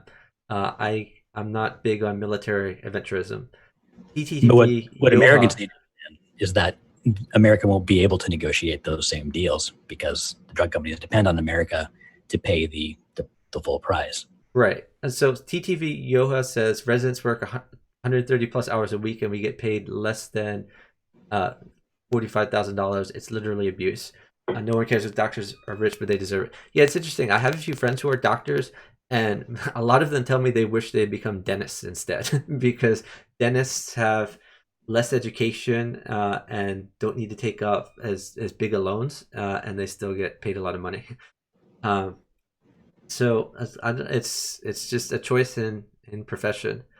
Like there's a lot of problems in the way the medical field is currently set up, but the most important thing in my mind with Medicare for all is I see I see quality going down significantly when that happens, and for me, my health is the most important thing out there. Like everything else, you could arguably do without. But if if life and death type of procedures are not going to go as well under a particular system than another system, like that affects me hugely. It could affect the total time I'm alive. It can affect my quality of life based on, say if you break a leg, how well that's fixed can affect your quality of life in the future, or mental health problems, etc. So I think the medical system is very important, and I think it's too important to be given control to the government. The free market does it much better, and as a consumer, I want choices. So, analogy I would use is grocery stores. Like imagine that you had to shop at the grocery store that is closest to you geographically. So uh, you are not allowed to buy food anywhere else. What is going to happen as a result? Well, that grocery store has less of an incentive to provide a lot of variety of items. They have less of an incentive to buy quality items because they got you to buy the balls. You have to buy from them. They have less of an incentive to keep their prices down. That's what happens when you have a monopoly, a government enforced monopoly. And that's essentially where we're heading with the healthcare sector.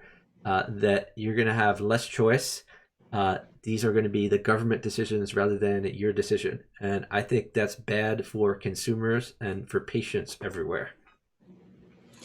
And another thing I really worry about with the US going to public healthcare is that, I mean, they're the only sort of major wealthy country that has some amount of a private healthcare industry and thus some amount of innovation happening in that industry. If that stops, where is the medical innovation going to happen? Are we just is it going to grind to a halt? Like, how many future medical advancements are we going to miss out on and never even know about because there's just no Right. free market Yeah, medical? exactly. So medical advancements are hugely important, and that has Bastiat's essential problem of like what is seen and what is unseen. So people focus a lot on, uh, for example, when people die from a particular bad drug, and not what people could have been saved by a good drug not come into the market. And that's a problem we have with the FDA, where through the precautionary principle, um, we probably approve too few drugs, and take too long to approve drugs, and it costs too much.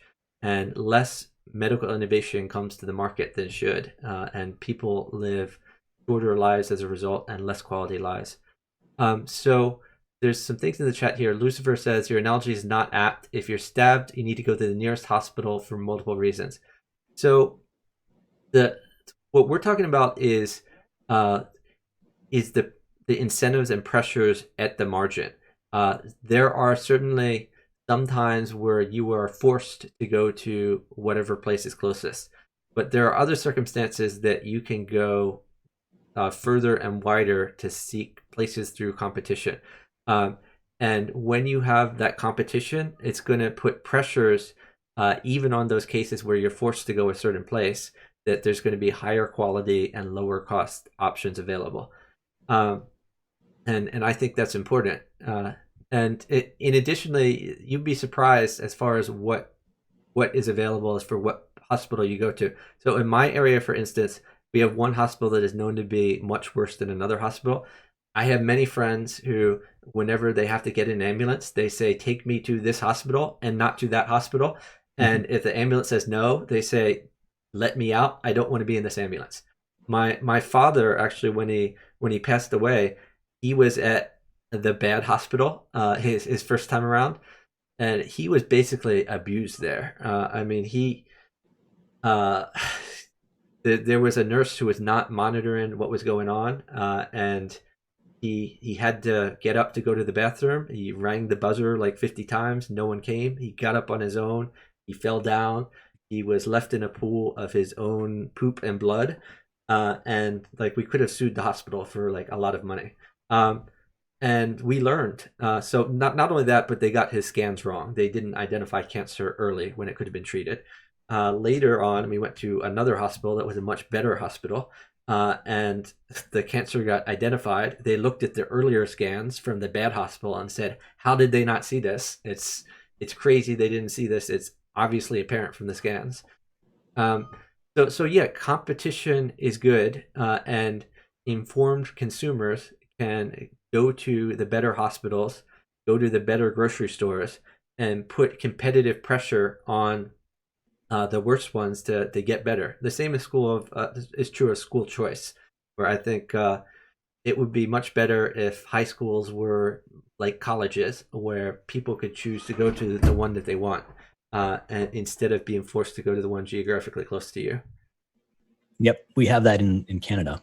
At least back when I was in school, I went to, I think, like 5 different high schools, just because I was kind of highly cynical and disillusioned with them, and so I was trying all these weird alternative schools, which are kind of like charter schools in America.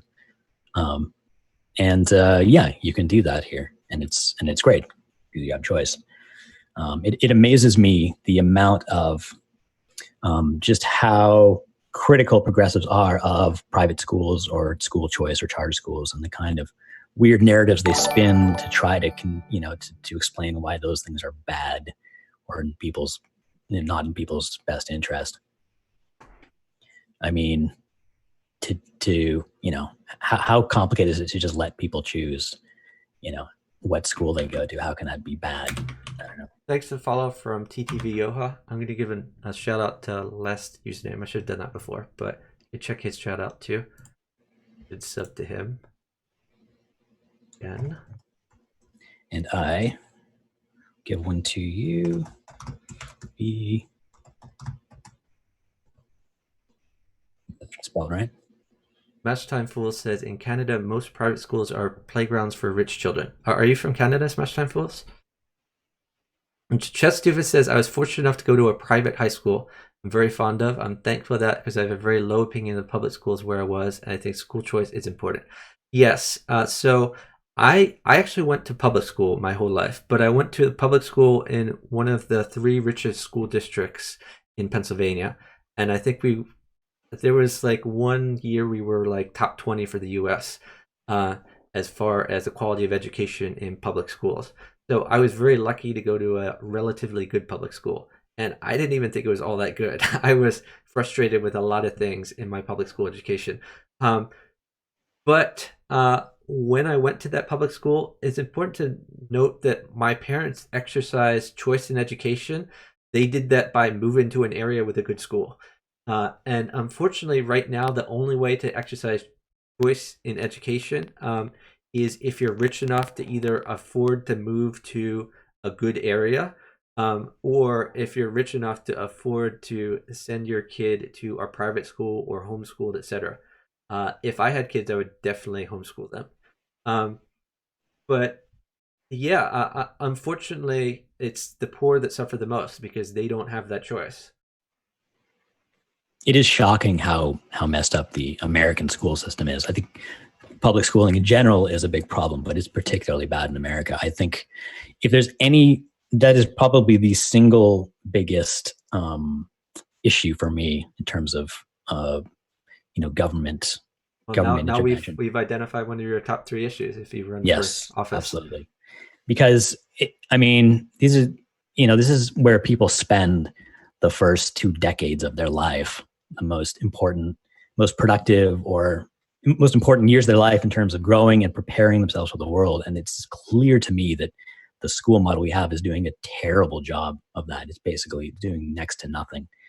And it's all of the things that people complain about later in life about how they can't find work or they can't adapt to a changing economy and they can't, they can't adapt to automation and stuff. All of that seems very obviously caused by poor schooling or inadequate preparation for the world.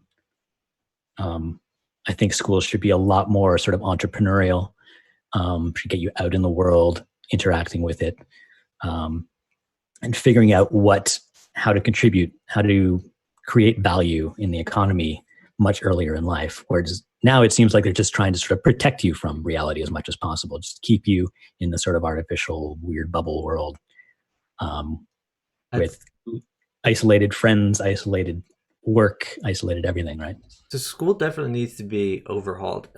In America, the public school system was, the point of it was to give people a base level of education to do well in factories. So they were taught things like obedience and the things that don't cut it so much in today's market. Like creativity is really more important than obedience, but people are taught to be regimented and obey, and the way that learning it's interesting because I think the school system in general stifles learning, because if you talk to any 6-year-old, or any 5-year-old, the question they ask most is why. They want to learn about everything, and then you put them in a classroom for 8 hours a day in desks, and they're going nuts. They want to be out there doing something else, but that natural curiosity is not, it isn't, it's stifled, instead of utilized, and I think the world would be much better if we had a school system that took that natural curiosity and uh, and found a way to help people fulfill that curiosity. Right. And I mean, the world of work has been over the last century sort of transitioning away from the kind of jobs that these schools would prepare you well for, these sort of repetitive, mindless factory jobs, into, jobs where you have to be creative, where you have to be inventive and constantly change and learn on your own. And the schools are not keeping up with that. So that worries me a lot, because I don't think very few people really sort of clue into that. And politicians seem to be talking more about, let's throw more money at schools, let's keep people in school longer, let's pay off their student loans, let's And free tuition. so it's interesting. Bill Gates, who at one point was the richest person in the world, I think he might be, I don't know, number 2 or 3 at this time, behind Jeff Bezos. Um, he actually tried. So these people who make money in the free market, when they look at philanthropy, they often want to apply the same sort of things. The same sort of things that got them successful in the free market, they want to try applying those principles to philanthropy. So he didn't want to just like throw money at something. He wanted to make tests and see what worked. And he wants to put money where it's more effective, where it tends to produce a better outcome. So he has tried investing in the public school system and has found that it doesn't work at all. He basically went to, I think it was Newark, New Jersey, and he gave them a ton of money to make their public schools better. But there was no appreciable difference of Newark public schools before and after that huge philanthropic donation, and there was no appreciable difference between Newark schools and other schools that did not receive that huge donation. So he's basically stopped donating in that way. The so throwing money at a problem doesn't necessarily help solve that problem. The money has to be used effectively. I mean, another problem is that the number of administrators in both at the university level and also at the secondary school level has gone up exponentially, and it hasn't really led to better student outcomes. Uh, I agree with a lot of people that I think teachers are underpaid and should be paid more. But often when you throw money at the school system, that money gets used to hire more administrators rather than to raise teacher pay. Um, so there are definitely better uses of money. It's also interesting if you look at the university level. The question is: should we pay off all student loans, or should we make tuition free at the university level? As I think Elizabeth Warren and Bernie Sanders have proposed. Um, One of my dissertation advisors was Brian Kaplan from George Mason University, and he wrote a Oh, book. nice. He wrote a book called "The Case Against Education," and the basic gist of his of the book is that he thinks that he thinks we should lower education spending rather than raise it. And the reason, I'll outline his central argument. The central argument is that when you go get an education at the collegiate level, especially, there are two things you're getting out of it. One is you're getting substantive knowledge that could help you later in life in whatever you choose to do, whether it be legal knowledge if you're a lawyer, or engineering knowledge, math and so forth if you're a mathematician or an engineer. The other thing you're getting is signaling. So you're showing employers that you can uh, you can have a goal and you can fulfill that goal through sustained hard work. So you can show up for class for 4 years and get grades for doing whatever assignments are necessary. Um, so to the extent that education is signaling rather than growing your knowledge, that is wasted, because if more people uh, get education, more people are going to have this signal, but there's still a fixed number of jobs they're competing for, or relatively fixed, maybe like a little more. Um, so so if we have half the population, uh, all right, let's say 20% of the population have a 4-year college degree. If 10 years later, uh, 40% of the population have a college degree. That signaling is not going to help an employer find a better candidate, because there's just going to be more people competing for the same jobs with the same signal. So to the extent that education is signaling, that education is wasted. Um, so his point was that instead of being subsidized, education should be taxed, because we want people to have less education to the extent that there's this signaling which is bad. Um, and he thinks the solution is for people, instead of having college majors that they never really use. So if I go to, I mean, I have a degree in mathematics. So if I never get a job that involves any math, then all of my math knowledge is arguably wasted. Maybe I like math as a hobby, but it's not helping me with my career. So to the extent that knowledge doesn't apply to your job, that may be wasted knowledge, from the point of view of yourself and society and generating productive income. Um, so to that extent, it would be better if people went to more vocationally centered schools, whether it be for for a plumber or a electrician or whatever, or a school where focus more on your actual major area, which would actually relate to what you intend to do, rather than general electives to just give you general knowledge. Right.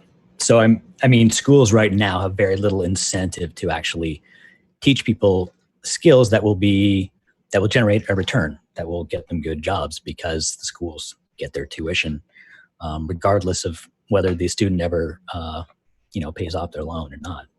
So Um, Incredible Blunder is mentioning that uh, average per student spending is $12,000. 22 average students a classroom. That would be $264,000 per classroom. So imagine how much you could pay a teacher. Right now, average teacher salary is $40,000. Why not pay them $200,000? We would have much better teachers if that happened. So yeah. yeah, I think more of the money that goes in education should go to the teacher and to get better teachers. Although I think education, I've seen a number of TED Talks on overhauling education, and because of technology, it actually is possible to have super teachers. So if someone's a particularly good teacher, why do they need to have 22 students? Why can't they have 50,000 or 100,000 students? Where you can have video lectures out to a huge number of people, and then you can flip the classroom. And there are other teachers who might be there to give individualized attention to the student, but instead of doing the teaching, the students would get the teaching at home, and then they would do the homework in the classroom. And the teachers who are actually there on site would be able to walk around and help them with homework because they're actually there. So yeah, Khan Academy is a great example of that base liberty. Yep. I mean, that's the kind of innovation we need in schooling, and it's the kind that's just not going to happen as long as the government controls the model of schooling. Yeah, and Midnight Rhino has said, "Are we getting into how I went to a state school versus an expensive one?" And yeah, it's interesting if you compare the actual education with like a private university versus a public one, um, versus the amount of student spending put into it.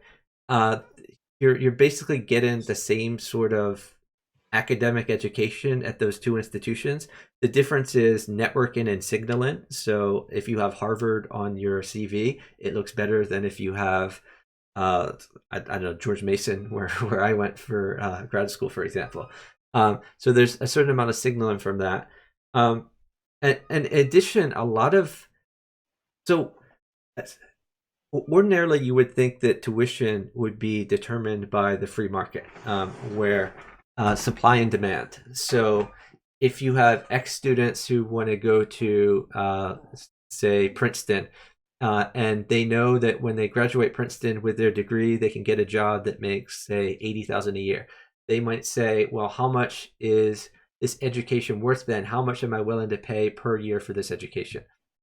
Um, and that's going to be a calculus that's made all around the country. But Princeton has only a certain number of spots available, so they have a limited supply. So the demand of people versus the supply normally is going to dictate what the tuition can be. Um, But interestingly, when the government subsidizes education, what they're doing is they're encouraging more people to go to university who otherwise would. So they're increasing the demand for education while the supply is held fixed. And if you increase the demand while you hold the supply fixed, what you're going to do is prices are going to go up for tuition.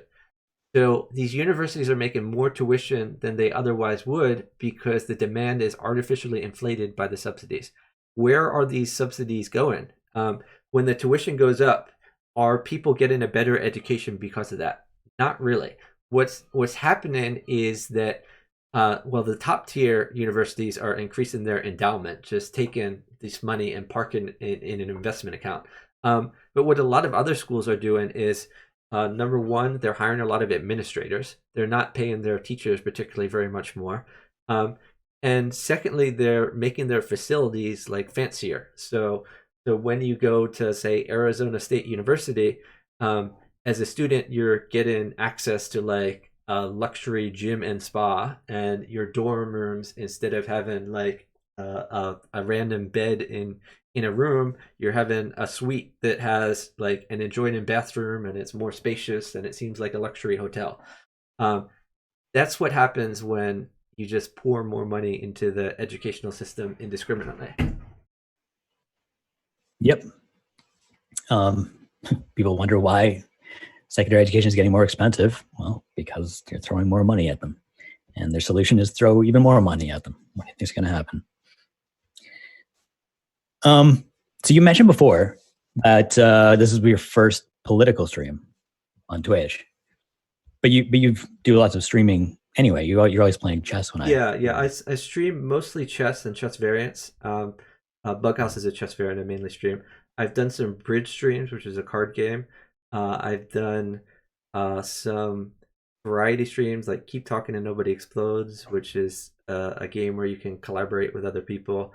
I've done some Sudoku streams. I've done some Tetris streams, things like that. So I mean, I'm very interested in politics, and I watch a lot of political streams. So I watch Last Username, I watch Bastiat, I watch Pixie, so some streamers like that. I tend to like watching streams in general where you can actually read the chat.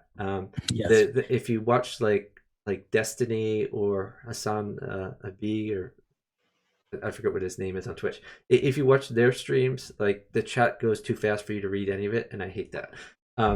So I like watching smaller streams where you can actually read and interact with the chat. I've done a few political podcasts. I think I've done 2 podcasts with what's his name? The Bernie Torin News. I did 2 Torin News podcasts. So those were fun. I'd like to do more political podcasts. But yeah, I'd like to do more political streams in general. But one of the things I like doing with my other content is I always like talking to someone else. I don't like just talking to chat or talking to myself. So that's been one impediment is finding people to collaborate with. Another impediment was technology, where if you are streaming and another person is streaming too, you both want to be able to see each other on your streams. So I had to buy a second webcam, which I actually set up like a couple hours ago. So now I have 2 webcams, one there, and the view is slightly different on Last Username stream than on my stream if you look at my camera. And I think he's done the same thing as have a lot of other political streamers. Yeah. So I mean, is this the beginning of your political streaming arc? Yeah, I mean, I'm hoping to do more political streams. One thing that I would really like need more libertarians here on Twitch. One thing I'd like to do over the next few months, so from now until the Libertarian Convention, is to get some Libertarian presidential candidates on my stream and interview them. And I think that's doable. They're usually busy on the weekends where they're going to state conventions, but I'm very networked in with Libertarian candidates and Libertarian Party members and so forth. So I think I'm going to be able to get a few presidential candidates on. And I think that would be a fun thing to do, to interview them. So that's my view for like the next several months. And then I'd like to talk to people like you and Bastiat and be on political podcasts in general. I think there's a huge need for it on Twitch. I mean, as far as I know, like me and Bastiat are basically the only people talking about. And Bastiat's a filthy communist. Yeah, right. I mean, I joke, but he's not anarcho-capitalist like us. He's found a good niche in that Bastiat appeals to both progressives and to libertarians, which is kind Mhm. of a hard needle to thread, but I think he threads that well. Whereas we are solidly libertarian anarcho-capitalists. Yeah, Uh, I mean, Thanks for the subscription from P Hard. I really appreciate it. like I came on to Twitch. I joined Twitch because I was annoying all my friends and relatives by debating them about stuff, and they didn't really want to having discussions they didn't really want to have. Like I'm the only libertarian I know in real life. There's not very many libertarians here. So when I got on to Twitch, I was like, I need to tell everyone about libertarianism. It's going to be and the reception I got was like, these people think that capitalism is like a living nightmare. So I can't even begin to talk about like anarcho-capitalism or libertarianism until I just convince them that the system that they're currently in is good and not Well, not so like so so health. that's something that Ayn Rand talked about more than 50 years ago. He talked about an essential logical fallacy uh, where basically people would say, okay, well, the U.S. is a capitalist society, and is a bunch of problems with the U.S. Therefore, capitalism is horrible, and we shouldn't like capitalism.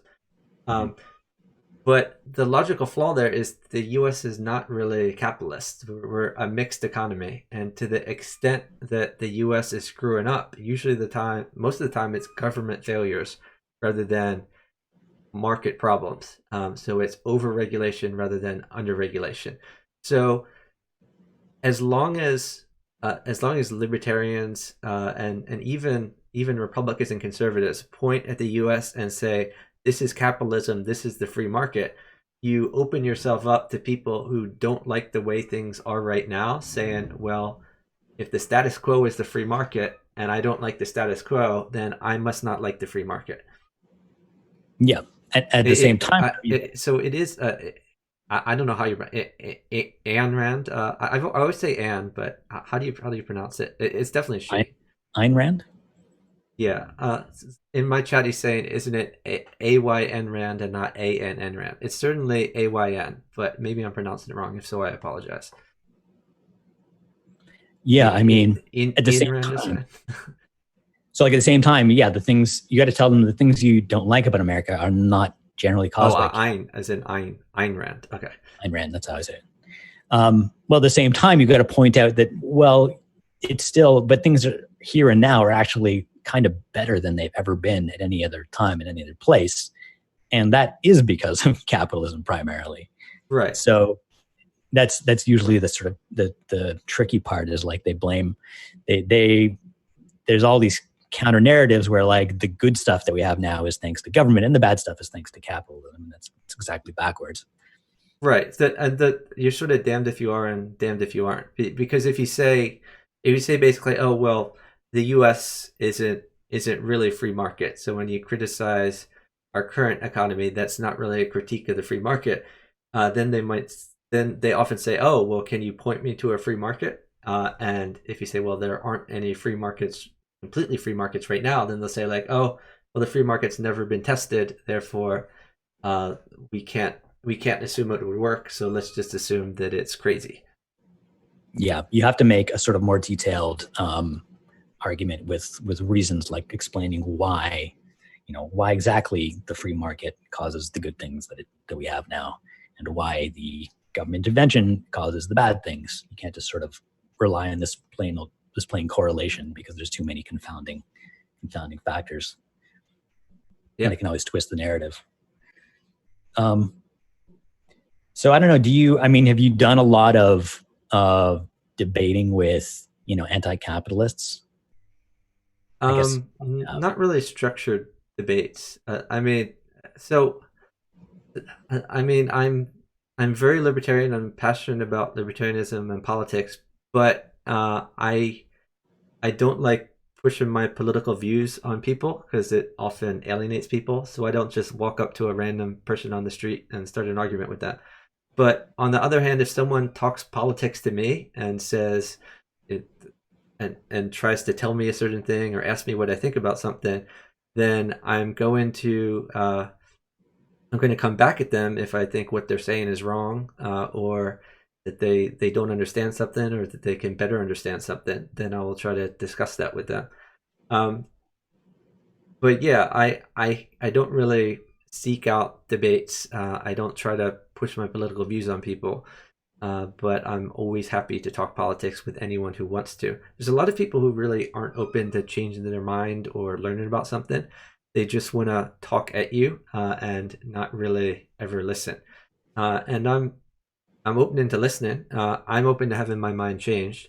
Um, I try to learn something every time I discuss with something. I don't just like wait for someone to stop talking so I can start talking. I want to learn from what I'm listening to people.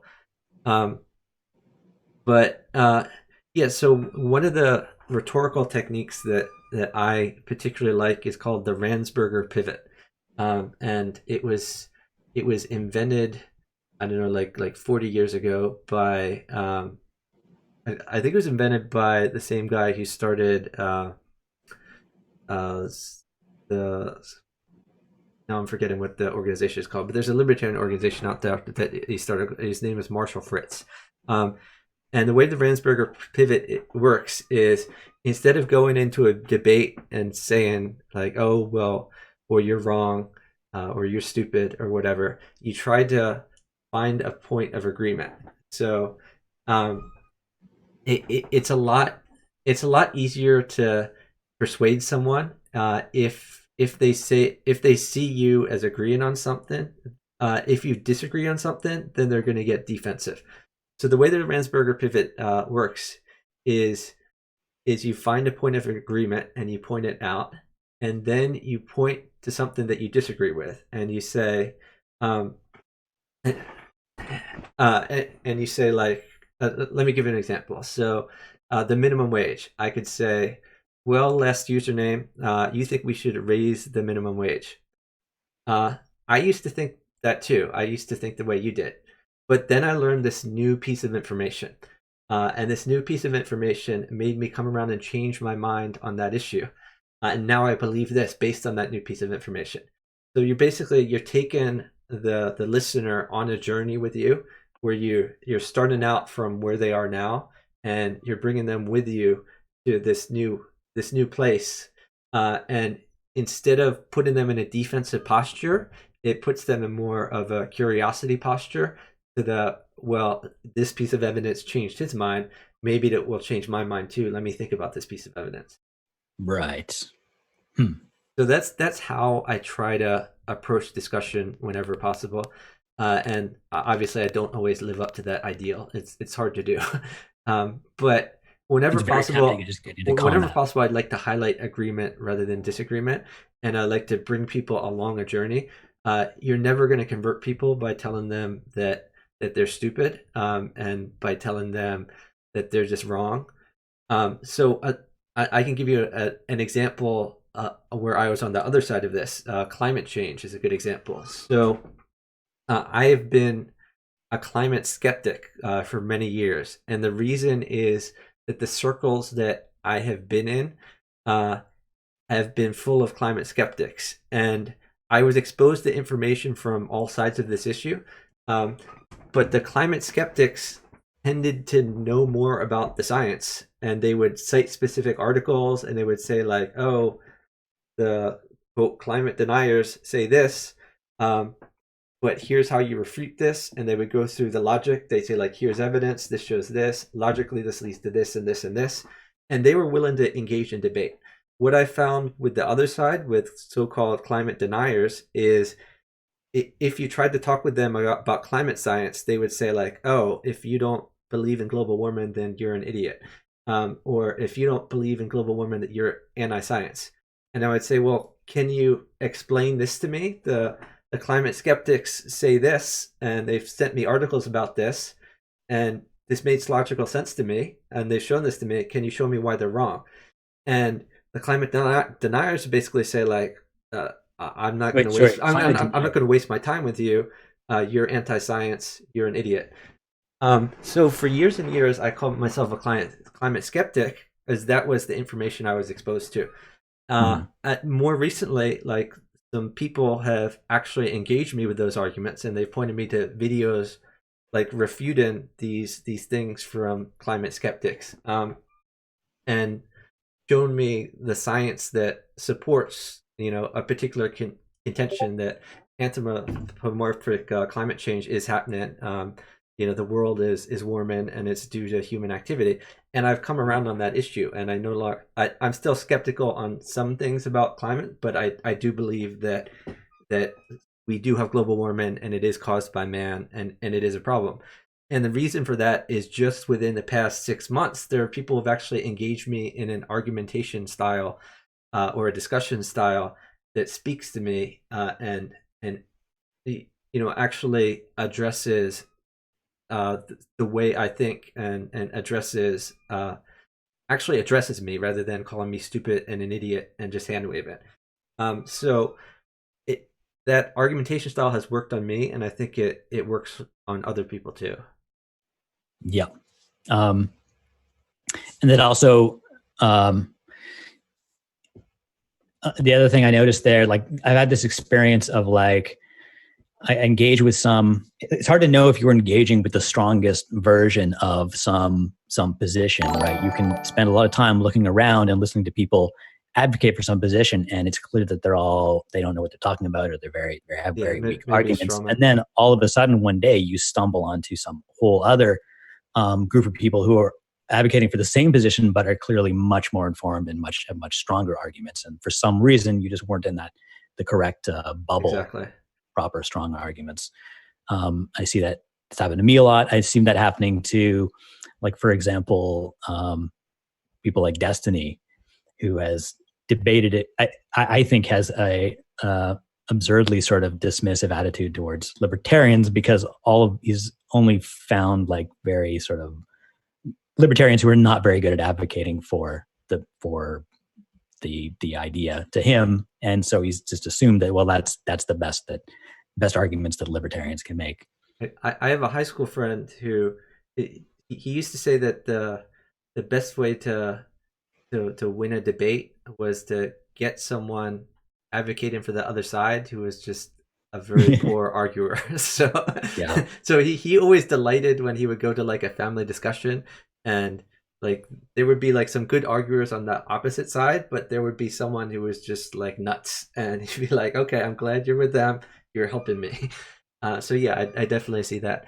Thanks so much for the follow from Hater Bubs. Yeah, and there's just so much noise out there today. It's like everyone who can slap together a few At talking FBI, points yeah, it certainly does cover more ground than global warming. Yeah, but yeah, I've learned a lot about climate change in general. So I mean, on Twitch, or when you're streaming, or when you have any sort of broadcast, a debate becomes more than simply like one on like you convincing someone else, because now you're having the debate and potentially convincing. Even if you don't convince the person you're talking to, you might convince people in the audience. So does that change the way you approach a debate? Uh, I mean, yeah, you certainly can convince people in the audience. So I mean, I wouldn't say it changes the way I approach a debate. It changes the way that I leave a debate. So I mean, if you're debating someone and you feel like you're making good points, but you're not making any headway, like that person either isn't listening to you, or is um, isn't giving what you're saying a charitable interpretation, and is ad hominem in you, etc., then it can make you want to leave the discussion because you feel like you're wasting your time. But if you Yeah. know that there's an audience out there who is going to see what's going on, and understand that you're making good arguments and they're making bad arguments, then you might as well keep going, even if you're not convincing the very person you're talking to. Yeah. Um, yeah, it seems to me that there are certainly situations in which just completely demolishing your opponent, um, and and pissing them off might actually convince a whole lot of people in the audience that you're right, even if you do nothing to convince your opponent of anything. So I guess so then the big question is: should you actually have this more aggressive style for public debates, or should you still try to be sort of kind and uh, and convincing to your opponent? So there, I mean, this particular analogy is usually used to refer to another matter, but I think it's appropriate here too. Um, one of my, I think this is also from Marshall Fritz. He said that his favorite food is strawberries, but when he goes fishing, he uses worms. So he doesn't put strawberries on the fishing hook, even though it's his favorite food. And the idea is that you need to talk to your audience, and you need to sell to your audience. So if a particular argumentation style or sales style will help convince someone, then you should be talking to that audience rather than talking to what would work for you particularly. So Yeah. yeah, I think there's merit to both ways of doing it. I am not. I don't really try to seek out conflict. I would rather discuss than debate. I don't want to make ad hominem attacks about people. So I'm not interested in that way of discussing. But I'm not Oh going to yeah, I just would never do that. reject it out of hand because it may work for other people and it may convince other sorts of people. So I'm glad there's other people out fighting that good fight. Arguably, it's just not me. Yeah, I mean, I'm definitely not into ad hominem attacks. It's more like how sort of ruthless should I be in making my case to the person. Um, it can certainly be you can certainly be quite sort of aggressive without without insulting them or um, or doing anything without playing dirty. Um, and I'm always asking myself, like, should I just sort of like lay into them, or should I sort of be more like try to convince them and hope the audience comes along? Because sometimes if you agitate the other person and you attack them, then anyone in the audience who likes that person is going to be turned off and is going to sort of tune you out and say, well, this guy's just a jerk Yeah. who's challenging my beliefs, so I'm not going to listen to him. So yeah, it's still a formula I'm trying to work out. Yeah, But me too. I'm certainly not an expert debater. I'm always trying to learn and get better at discussing, at selling, at debating, etc. yeah, well, it would be great to have another libertarian voice on Twitch talking about the ideas, because it's clear to me that we need more sort of just pro-capitalist voices here, because the amount of anti-capitalism is kind of shocking and kind of scary. And I'm not sure. I'm trying to figure out if it's sort of a rising phenomenon, or if it's just that I've sort of wandered into circles of anti-capitalists that I wasn't in before. Do you have any sense about that? Like, is there a shift in, say, American culture? It's hard to say because I think everyone lives in a bit of a bubble. Yeah. So like you see your friends, you see sort of the media you happen to watch, the streams you happen to watch on Twitch, the news you happen to read, your particular family, and you may think that that's representative of society at large, where it may not be. Um, so I have been fooled by my bubble in the past. So I've made two different wagers on the presidential election over the last like 10 years that have gone not my way. And I made those wagers because I wrongly thought that what I saw from my Facebook feed, from my circle of friends, was representative of society at large when it was not. Um, so I don't know. It's hard to say. But I think that libertarianism is becoming more and more mainstream, I think it's easier to find other libertarians on the internet than ever before. Uh, and I think that academic research in both academic and policy research as in think tank on various issues is getting more in depth and respectable than ever before. So Really? all of those are good things. That doesn't mean that the public is necessarily becoming more libertarian, though. Hmm. I wonder if they need to. Like, I wonder how much of um, politics is really driven by public opinion and how much of it's driven by sort of intellectual stuff happening behind the scenes. Uh, that's an open question. Yeah, that's pretty I, big. I don't know. So Hater Bub says, "Why don't you step outside the bubble?" So it's interesting. I've tried to do the opposite, where again another article by Brian Kaplan, who was my dissertation advisor.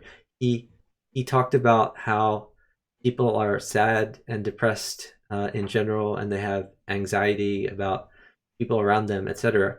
And he said a good solution for that is instead of dealing with jerks, just to try to create a bubble of friends who will make you feel better, and to spend as more time with your friends, less time with your enemies, and you will be happier and lead a better life. So I have tried whenever possible to do that. So I have retreated into my bubble even more, which may not help me as far as gauging who's going to win certain political elections, but or knowing whether libertarianism is on a huge upswing. But I don't really need to know those things. Do you have a lot of libertarian friends? I do, yeah.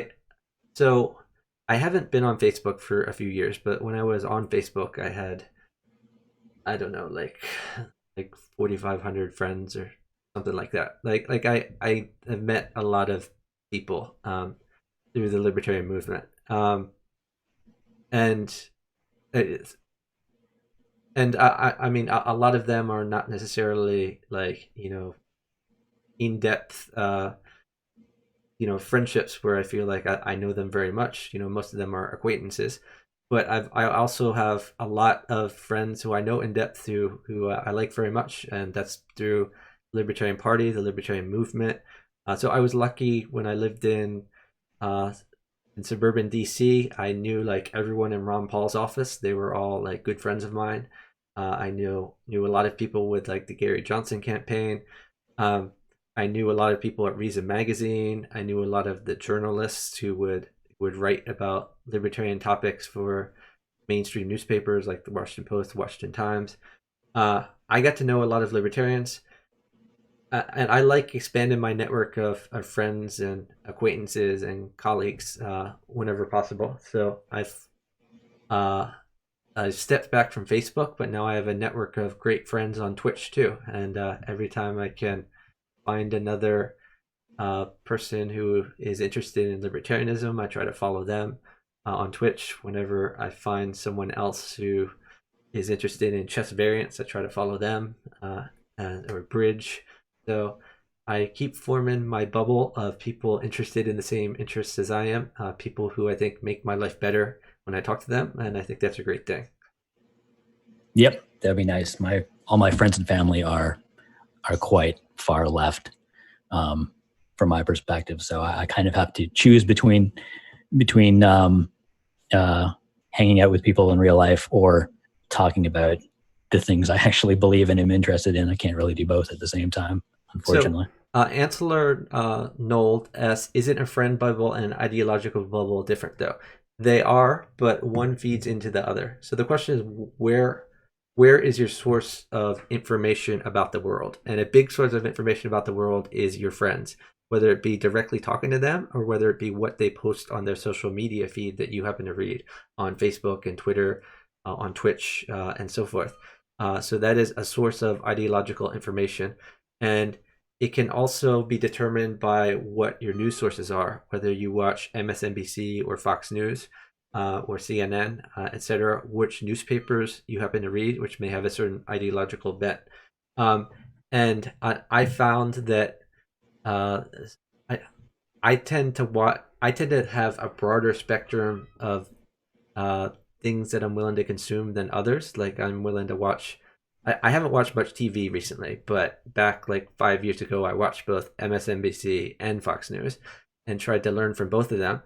And I tried to be a educated consumer of information. So not believe everything I hear necessarily, but try to sort out the facts from the ideology and form my own conclusions based on those facts and take the bias into account of the person pitching whatever story. Um, but I have a certain ideological bubble because over time you get to trust certain sources less than others and trust certain sources more. You tend to enjoy certain sources more than others. So, for example, when Stossel had his program on Fox Business, I would watch that more than many other programs because I liked a lot of what he was saying. So that would inform my bubble. Nowadays, honestly, I get most of I'm not even on Facebook. I don't really read newspapers. I get most of my information either when people share links with me, friends on Discord or on Twitch, and I also read a email aggregate called Freedom's Phoenix that is run by a libertarian named Ernest Hancock in Arizona. And I like Freedom's Phoenix because it has it's like an email digest that links to news stories, and it has maybe 20 to 30 news stories a day. I don't read all of them. I don't agree with all of them. Like there's some conspiracy theory stuff in there, there's some right wing stuff in there, but a lot of it is libertarian on the political side, and it's a lot of general news. So I like reading that. And he also links to technology stuff, and I like learning about the new technologies. So that is part of my ideological bubble that I read a lot of things linked from Freedom's Phoenix right now. He's the guy who interviewed Destiny just the other day, Ernest Hancock. Oh, did he really? That's Yeah. very interesting. I'll have to check that out. I did not know that that was a thing. Yeah, I think he just posted it on YouTube, on Destiny's YouTube channel. Cool. It was a bit strange. They were kind of talking past each other, but I would expect. I've talked to Ernie a lot. I know him pretty well, but yeah, I would think they would talk past each other. yep. But still kind of interesting. Thanks for watching Go to Tall. Talk to you later.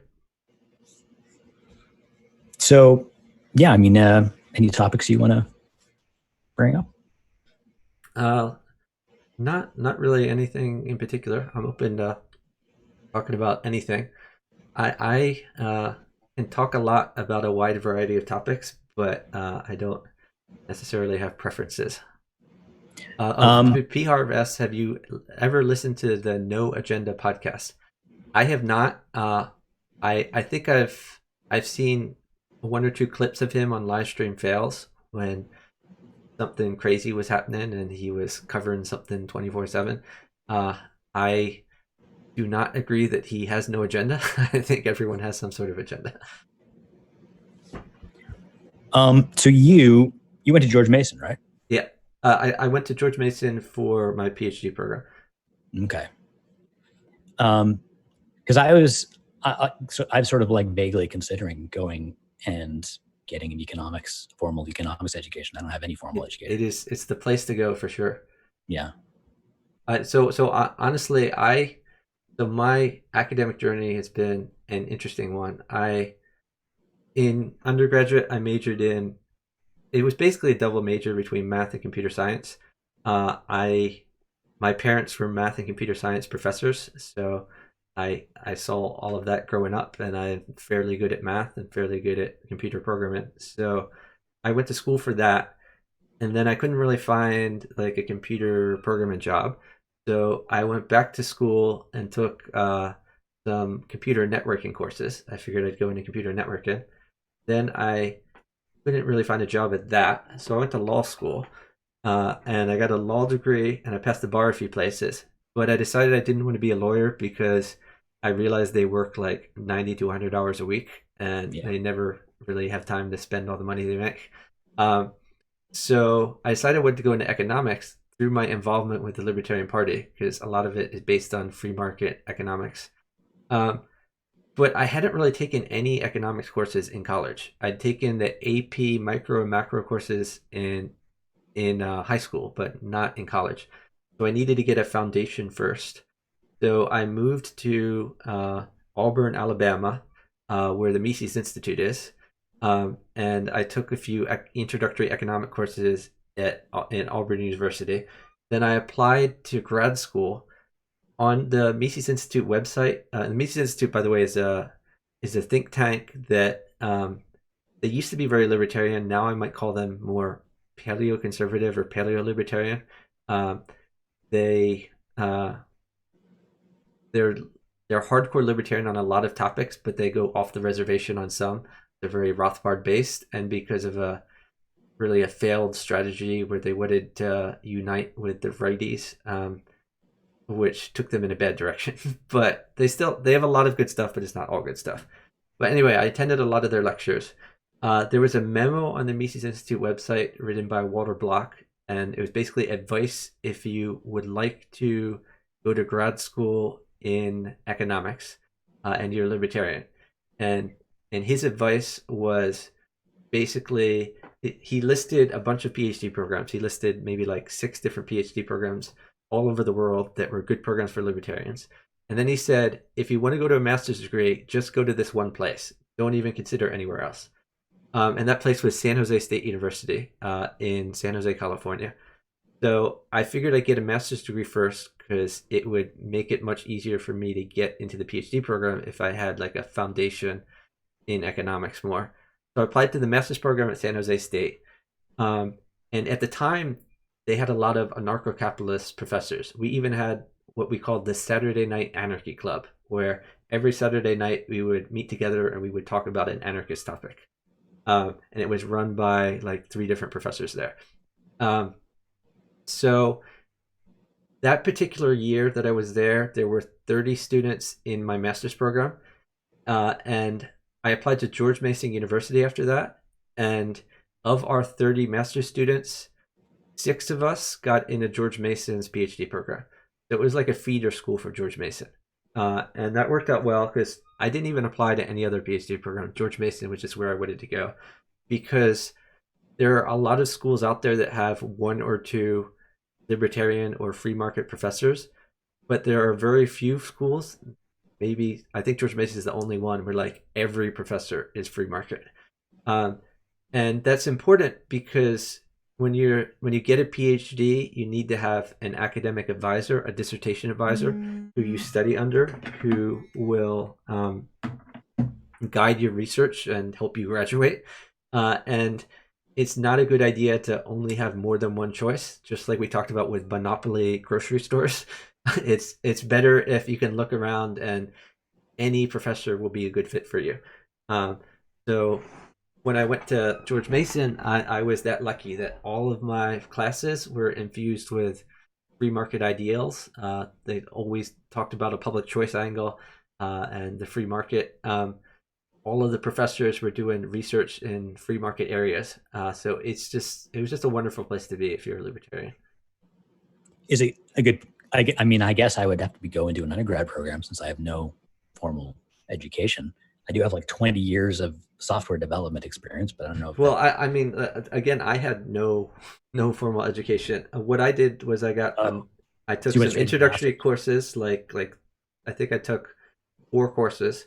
I took uh, intermediate micro, intermediate macro, international economics, and forecasting. And after those 4 courses, I applied to the master's program at San Jose State, which was like a 1-year master's, and then I applied to the PhD program. So you don't have to go get a whole undergraduate degree to get into grad school, whether that be for a master's program or a PhD. It might help you to get a master's degree first, and you should probably take a few courses first, but you don't need to take like a whole undergraduate education in order to get into a PhD program. Hmm. And that master's program at Santa Fe is still At San Jose State, a San lot Jose. of the free market professors have left, so Mm. it's still a pretty good program, but it's not.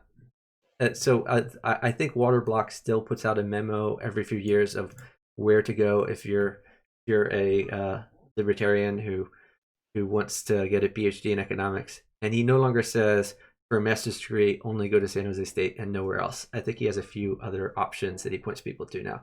Um, but so it's still a good program, just not like the only program anymore. I see Otto Shot says he works in Ashburn. That's pretty cool. I no longer live in Virginia. I lived there for about 8 years, and now I've moved back to Pennsylvania, suburban Philadelphia. Hmm. Well, it's going to be something to think about. It's going to be a huge leap because I'm in Canada now, so I'd have to get a visa or something, student visa. But And No in your chat says Mises Institute is a home for nutball libertarians. When you yeah, reject data, you're no longer in the realm of science and into religion. Yeah, so that's a lot of the problem I have with Austrian economics in general. So at George Mason, we had to. Oh, hey, Hater Hubs is in Pittsburgh. That's cool. Another Pennsylvania netizen. We had to pick two different specializations. My specializations were Austrian theory and monetary theory. So I'm an Austro-monetarist. Um, but there are elements of Austrian economics I like, and there are elements I don't like. And the element that I don't like is the praxeology, turning it into like a religion. I don't like the rejection of math. I don't think that's a good idea. Um, I think math can be useful. Models can be useful. I think math and models are overused in a lot of economics, mainly because people will come up with models that have a lot of foundational premises, and then they'll forget about those foundational premises when they're applying their model. So the model is only as good as your premises. Um, and Austrians are good at rejecting those premises, but unfortunately, they also don't come up with too much of their own models. And models can be useful. You need to keep in mind their limitations. what? Yeah, I mean, I was kind of concerned that I don't want to go into economics and instantly jump into some kind of particular opinionated school before. Like, I don't know if I'm an Austrian economist or not. I just don't know enough about So, economics. so the other thing about George Mason is it's not just like the place for Austrian economists, although it is Right. the place for Austrian economists, but it's also the place if you're into public choice theory, if you're into experimental economics. It's like the number one school for a lot of different areas. So it's big for public choice theory because James Buchanan and Gordon Tullock, who were a lot of two of the big founders of public choice theory, were in their final years based at George Mason University. So James Buchanan got a Nobel Prize for public choice theory. Um, so Vernon Smith, who got a Nobel Prize for experimental economics, was based at George Mason when he got his Nobel Prize and for his early years. He has since moved to another college in California, I believe Chapman University, but there's still quite a lot of good experimental economists at George Mason University. So it's good for a lot of those things. George Mason, so most PhD programs in economics and even master's programs in economics are really a sort of applied math where they have like a lot of math that just like loosely apply that math to economics. George Mason is nothing like that. George Mason focuses on the theory, focuses on marginalism in general, and get really good. You get really good at the foundation and the theory of economics. Um, I mean, they still have math, but it's just not as much of a focus as other places. Hmm. Well, I may just do that. So P Harv is talking about. He says, as much as I believe in free markets, there's definitely a lot of corruption. So the bank bailouts. We were talking about that earlier in the stream. I mean, not that specifically, but in general, the distinction between libertarians and progressives in the Green Party sense is like we're both against government cronyism. So governments favoring certain corporations with subsidies and handouts, etc. But for the Green Party, it's about those evil corporations taking it's just fleecing the government for those handouts. And for libertarians, it's about that evil government giving out money to these corporations. So libertarians are not in favor of the bank bailouts and the revolving door between Wall Street and government. And I mean, I've taught a class in Money and Banking where I talk about the bank bailouts and I talk about the revolving door, and the revolving door is caused by a lot of poorly thought out government regulations, which I mean that could be closed with with better or less regulations. Isn't lobbyism just a vehicle for cronyism? Yeah, absolutely. Yeah, so I keep encountering that argument that the sort of the cronyism is the fault of the corporations, because they have so much money that they can buy government, and that's the problem. And I guess my best counter argument to that is like, what's the alternative? Like, are you suggesting that we should make sure that no one has enough money to influence the government? I mean, because if people had less money, the price of influencing government would just go down. So you're basically suggesting that no one has any money whatsoever. I mean that's another distinction between the Green Party and the Libertarian Party, um, and I guess I would even lump the Democrats in with the Green Party here, where a lot of Democrats and Green Party people will say, "Oh my God, we have a huge problem with lobbyists, which are sending so much money to politicians to get their way." And Yeah. libertarians would say, well, yeah, you have regulatory capture, which means you have lobbyists who are writing the laws to regulate themselves, and they're writing them in a not just the laws, but the regulation in agencies, and they're writing them in a way that favors their particular corporation and excludes other corporation. So it's basically a way of cartelizing the industry, where you're creating a cartel that includes you, and you're raising the barrier of entry for everyone else, to give yourself your own little fiefdom, and that's what these lobbyists are able to do. And in the process, they give huge amounts of money to politicians, amounts of money which really often decide elections, and then you have the lobbyists picking the politicians who write the laws. And the answer from Democrats and a lot of Greens is, oh, we need to get money out of politics, and they do this by setting contribution limits or contribution ceilings, or making contributions from certain sources illegal at all. And they also want to have public financing of elections. So they say, if instead of raising donations, a politician is given a certain amount of money by the government to campaign and can't accept any other money, then that will result in that politician not being beholden to any particular interest group or lobbying organization.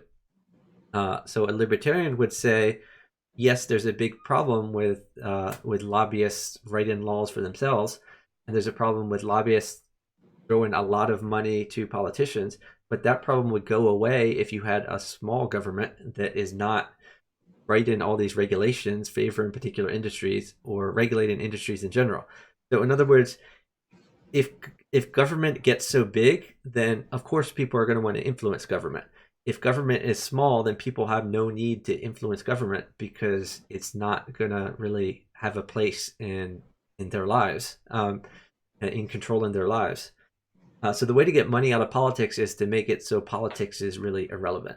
That would be my favorite solution. Yeah, take away the product that the politicians are selling, which is the power. So the Glorious Speed is asking, is the rotating yellow line on the screen equal in length to half the perimeter of the rectangle? Are you saying, are you asking whether the rectangle, the height is half of the width? I don't know the answer to that, but maybe. I guess suppose we can take a ruler and figure that out. I'm not sure what you're looking at. No, I'm looking at my stream. Don't worry about it. So, what do you say? I mean, to their solution of get money out of politics, I mean, is that even feasible? I don't think it is. I mean, for a number of reasons. Number one, because it's been ruled unconstitutional through the money is speech argument. But even if money is not speech, I mean, it's really hard to limit people from spending money on themselves. And what has been found when you have these contribution limits, and also when you try to do public financing of elections, is it favors two groups of people. Number one, it favors incumbents because people already know a lot about them. They know their name. And incumbents also have franking privileges, which in Congress lets them send out information about themselves at taxpayer expense, which they say is to just inform people about the going on of their district. But in reality, it raises their profile and their image. The other people who benefit is celebrities because people already know about celebrities, and they don't need to get their name out there as much as the random person. Who it hurts is someone who's trying to challenge an incumbent and an unknown person who might have good political ideas that will never be heard because they can't finance a way to get them out there. Uh, the amount of money that is needed for someone who people haven't heard of before to get their message out is much higher than the amount of money needed by someone everyone already knows, who might already have a million Twitter followers and might already be a household name. Right. Yeah. So pretty much any public financing scheme for campaigns is going to favor the establishment, which is probably why it's been suggested. I think Andrew Yang wanted to give people like $100 voucher or something. Like every voter in the country does $100 voucher to spend on to donate to some political campaign. Yep. Which seems like an awful idea to me. The idea is it would sort of dilute away all of the sort of corporate campaign funding. The history of the war on drugs is actually pretty interesting. There have been some documentaries and some books on this. In the U.S., for example, a lot of drugs were made illegal for racist reasons. So for example, they found in California that Chinese immigrants were more likely to smoke opium, and they didn't like Chinese immigrants, so they made opium illegal so that they could arrest the Chinese immigrants. And similarly, that's happened with other drugs with respect to Black people and other marginalized demographics. With regard to marijuana, marijuana is a weed. So when marijuana was made illegal, like the Potomac River, which is where Washington, D.C. is, there was marijuana just along both sides of the river, just growing wild, because that's what weeds do. But Anslinger, who was head of the equivalent of the Drug Enforcement Agency at the time, was told to make weed illegal by William Randolph Hearst. And the reason was William Randolph Hearst, number one, he was anti-immigrant. And number two, he was running the biggest newspaper empire in the United States. And his newspaper empire was directly competing against industrial hemp. So paper can be made out of either hemp or it can be made out of the wood, cloth, etc. So yeah, it was marijuana was made illegal to benefit William Randolph Hearst, and also for racist reasons, and other drugs mainly for racist reasons.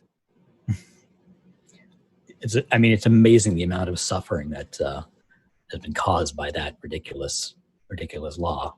Yeah, for sure. I've never voluntarily done a drug in my life. I've actually been fed weed brownies against my without my knowledge and to my dismay. But I've never voluntarily had any drugs, and I don't intend to. But I have no problem with other people having whatever drug they want. So yeah, I don't see what's the big deal. And it's really prohibition that is causing a lot of the problems that people attribute to most drugs. So, I mean, if you made strawberries illegal, there would be all sorts of crime around strawberries, and there would be people who still would want to have strawberries because they like strawberries. It's the same sort of thing for most drugs. And I'm not discounting the public health problems. There are certainly public health problems from some drugs can do very bad things to you and be very addictive. But it's better to treat it as a public health problem. There are other countries, like for example, Portugal, who instead of treating drugs as a criminal problem, have treated it as a public health problem, and spending less money than the U.S. spends enforcing it criminally. They put that money into their healthcare sector to offer treatment, and it works much better. Yeah, drug prohibition is my sort of go-to example when I'm trying to explain to people the flaws in democracy in a democratic state. Basically, if democracy represents the will of the people, or it's so good or whatever, how come like every sort of major democracy for the last century has sustained a policy of drug prohibition, which has just caused like an incredible amount of completely injustice and suffering. Yeah, for sure. Yeah, and I think that's something. I mean, it's a good way to attack it because it reaches lefties are very much for legalizing marijuana and generally legalizing drugs. So it's a way of challenging their faith in democracy, I think, directly. So P. Harvard's asked for about for-profit prisons. So I, in general, I'm not opposed to privatizing portions of the government, because I think private enterprise can usually run things better than the government does. The problem is it creates a lot of incentive problems, and if the contracts are written poorly, um, it can lead to bad things. So, for example, there are states that have written their private prison contracts in such a way that they guarantee a certain number of inmates. How can you guarantee a certain number of like criminals? That's crazy. So basically, in order to meet quota, they have to lock more people up, or they need to pay for prisoners who aren't there. That's not a good incentive structure to have. The other problem is that the incentive of people who are running the private prisons is to lobby for or directly talk to politicians and bureaucrats to try to get them to lock up more people. A lot of times, people who ought to be innocent, and those are really bad incentives. So I'm not against private prisons per se, but they create a lot of incentive problems that you need to be cognizant of and you need to be careful about, and you need to solve in a good way. And I don't think that that's been done a lot of places with private prisons right now.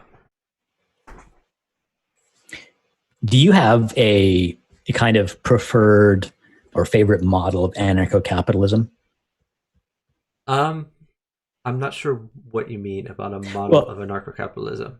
I mean, it's sort of different. Various prominent anarcho-capitalists seem to have a different idea of how anarcho-capitalism would work. I guess I think I understand where you're going at. I subscribe to most to the David Friedman machinery of freedom conception of it. Um, and by the way, there are different ways of justifying libertarianism, and approaching libertarianism. There are a lot of people who believe libertarianism because of a natural rights point of view. So basically, it boils down to I own my body, and then from there you logic out that certain things should be legal. The government should not be able to decide what you put on in your body as far as drugs, alcohol, whatever, and the government should not be able to take your labor from you because you own your body. So there's some people who approach libertarianism and anarcho-capitalism that way. I approach it from more of an outcomes-based way. So Yeah, me too. I'm a utilitarian consequentialist, um, and that's more the approach that someone like David Freeman would approach it at. That he would say, what matters is the outcome. How can we make the most people the best off in the long term? And the conclusion you come to when you look issue by issue is freedom is good for the most people in the long term. So I'm open to people, to someone coming up with a particular example where that might not be true, where maybe government is the best solution for this. But I've seen so many examples throughout my life where that's not the case, and where freedom is the best solution and not government, that I am skeptical when people propose a government solution. And invariably, when I get more into the details, into the weeds of a certain issue, I find that government is not the best solution for that particular issue. Yep, I as well. I don't bother trying to make the sort of natural rights argument for anarcho-capitalism because I found it's just not very compelling, and you instantly get into a sort of philosophical debate about, well, should we care about natural rights? So I tend to approach it from a consequentialist perspective as well. I wouldn't say utilitarian. I'm I'm more of an egoist myself. Although if I'm talking to a utilitarian, sometimes I'll just for the sake of argument, argue from a utilitarian framework. It's interesting how you can make a case for libertarianism from pretty much any moral framework. That's kind of I think one that of the things is. that convinces me that it's true. So there's a few questions in the chat. Pihar says, "What are the minimum functions you believe government should be responsible for?" Uh, as an anarcho-capitalist, I don't think government should be responsible for anything. I there's a long-standing argument between minarchists and anarchists, and minarchists generally believe in a minimal state where the government would be responsible for the military and the court system, and maybe a little bit of policing, but not much else. Uh, versus anarchists who believe that the government should be responsible for nothing. So I believe in the ideal. I believe in an ideal society. We don't need government for anything. That anything can be done through the free market, through charities, through cooperatives, etc., and we don't need the government for those things. But I'm not saying eliminate government tomorrow. That's not what I'm campaigning on when I run for office or when I'm arguing when I talk to people about politics. What I am saying is issue by issue, let's look at an individual thing and let's examine it in detail and let's see why a better approach is to get the government out of that individual thing, or if we can't get agreement to get it out of it, at least lessen the government's effect on that particular thing. So less taxes, less regulation overall. So work towards no government as an ideal that I'm sure we'll never actually reach. I'm not so sure about that. It might, but yeah, it's probably at least a generation away. Um, well, yeah, if you're ever interested, there's a ton of roundtables. You probably noticed on Twitch. Yeah, I'd be interested in some roundtables for sure. And they're usually sort of packed full of lefties, and they sort of and they have a hard time finding sort of right wingers to I go on don't with consider myself a right winger. I don't like that Yeah, as a way neither to do do this. but they do, or just like anyone who's not a far lefty, basically.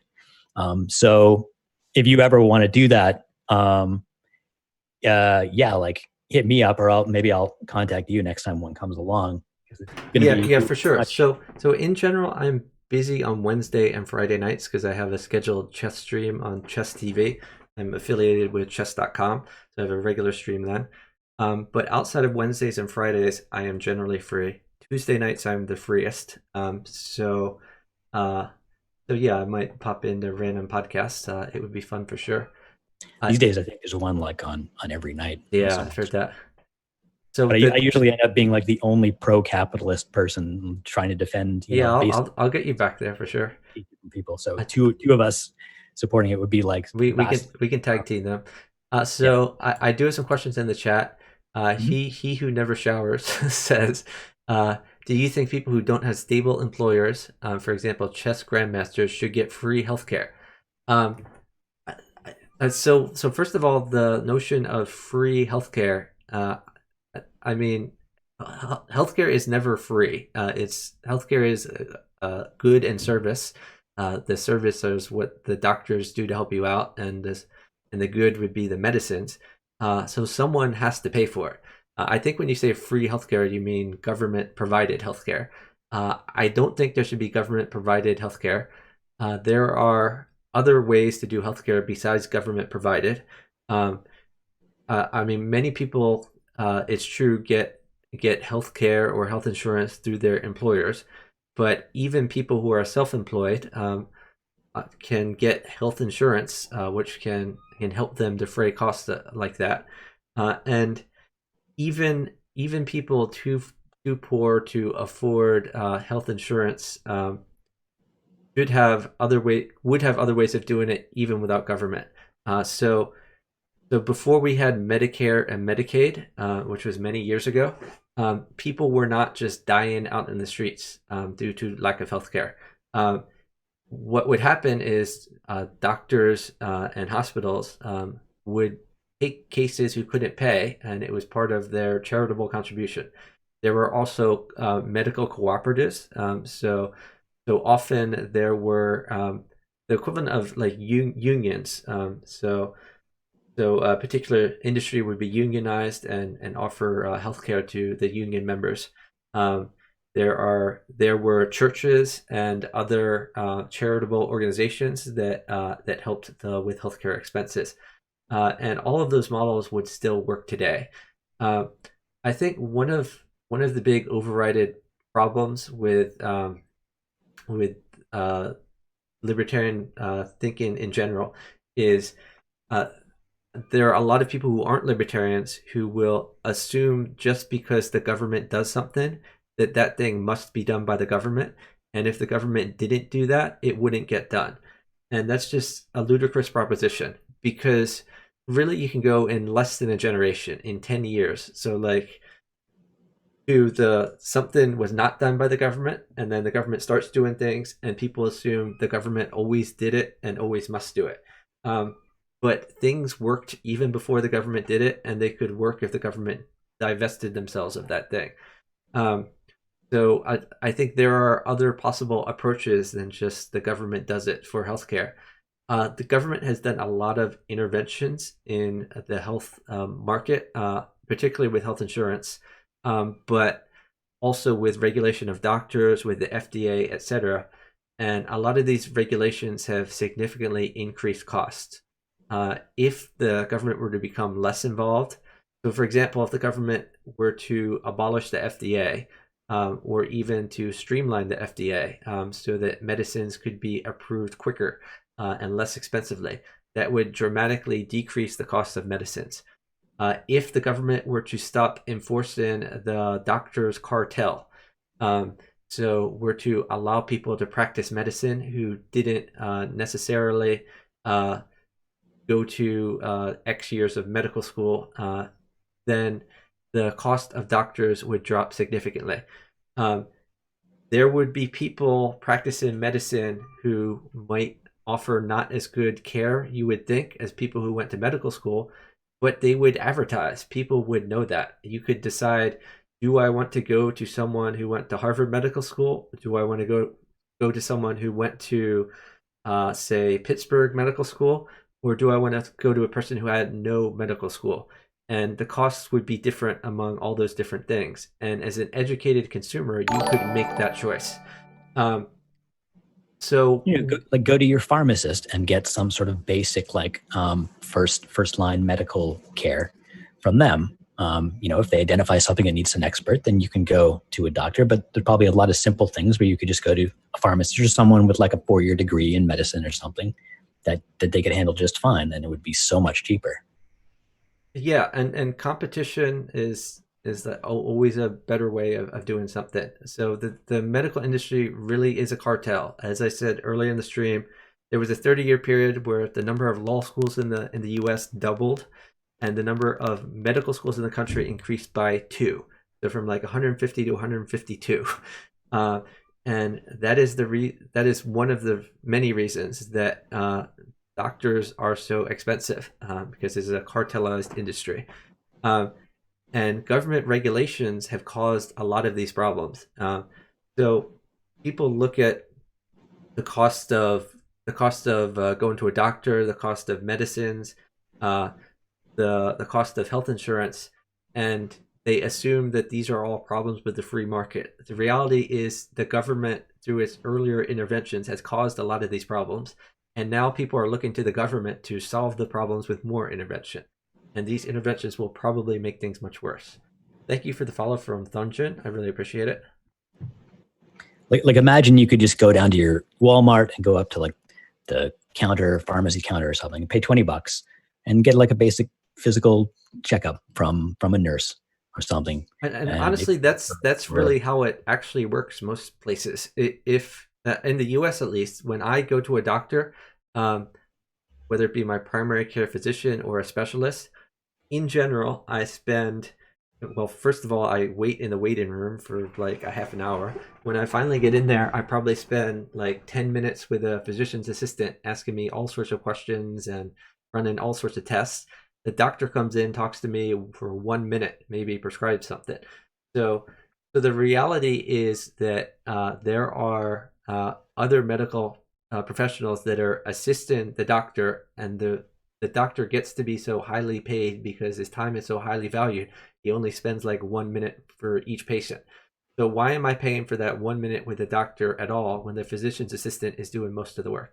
If I want to pay for a doctor who went to 3 years of medical school, whether it be at Pittsburgh or Harvard or wherever, like that's on me. I can certainly do that. But I don't think people should be forced to do that as their only possible option. Yeah. I mean, how many of the sort of shortages of medical care in America could be solved by that kind of innovation rather than, having the government swoop in and spend money on everything? He who never showers says, "I vote for Mullen for president. Can I be a doctor tomorrow?" Uh, the can you practice medicine tomorrow? Again, even if I were elected president, I couldn't just change the law by fiat. But if I were able to change the law the way I wanted to, then you could offer medical services. What you couldn't do is advertise yourself as having some sort of educational or work qualifications that you do not. So you couldn't say, "Hey, I went to medical school," when you really didn't go to medical school. That would be fraud.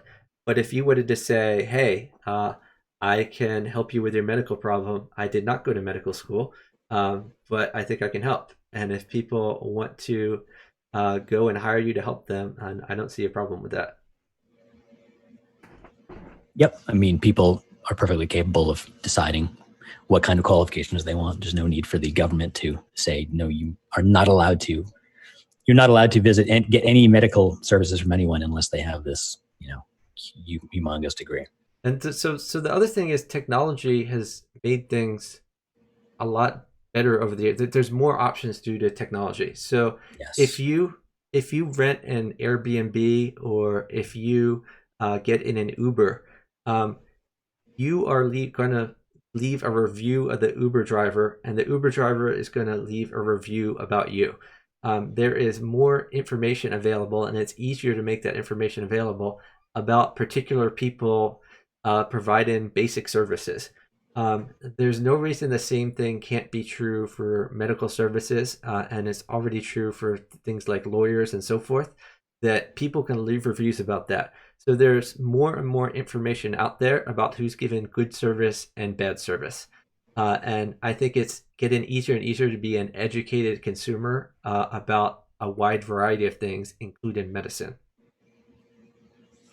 Yep. And if the United States goes full public healthcare, then basically the possibility of that kind of innovation basically just goes away So, because so, once the government's so paying for everything. Midnight Rhino says the physician's assistant didn't know what a MELD score is, so he screwed up. Oh, the computer says you're fine. Go home. So yeah, there are going to be mistakes in any sort of practice area. The fact is, doctors can make mistakes too. I know doctors made mistakes Gloves. with my father when he had cancer. Sent him home saying that he was fine, even though he clearly had cancer, as he went to a bad hospital. But those people were all doctors with medical degrees. Um, so I'm not saying that no mistakes will be made. What I'm saying is that you want to give consumers as much information as possible so they can make educated decisions. Um, it's If you are being diagnosed life or death, it's probably a good idea to get a second opinion in general. First of all, second of all, if you're going to go to a doctor, you should research that doctor and try to find one that you think is competent and will make the least mistakes. And if someone is making basic mistakes like the one that you mentioned, that person probably is going to have a bunch of bad reviews from earlier. Or if they have no reviews, maybe you shouldn't be visiting them and you should be visiting someone with more reviews. So there are different ways of regulating behavior. One of them is through consumer choice, and another is through government regulation.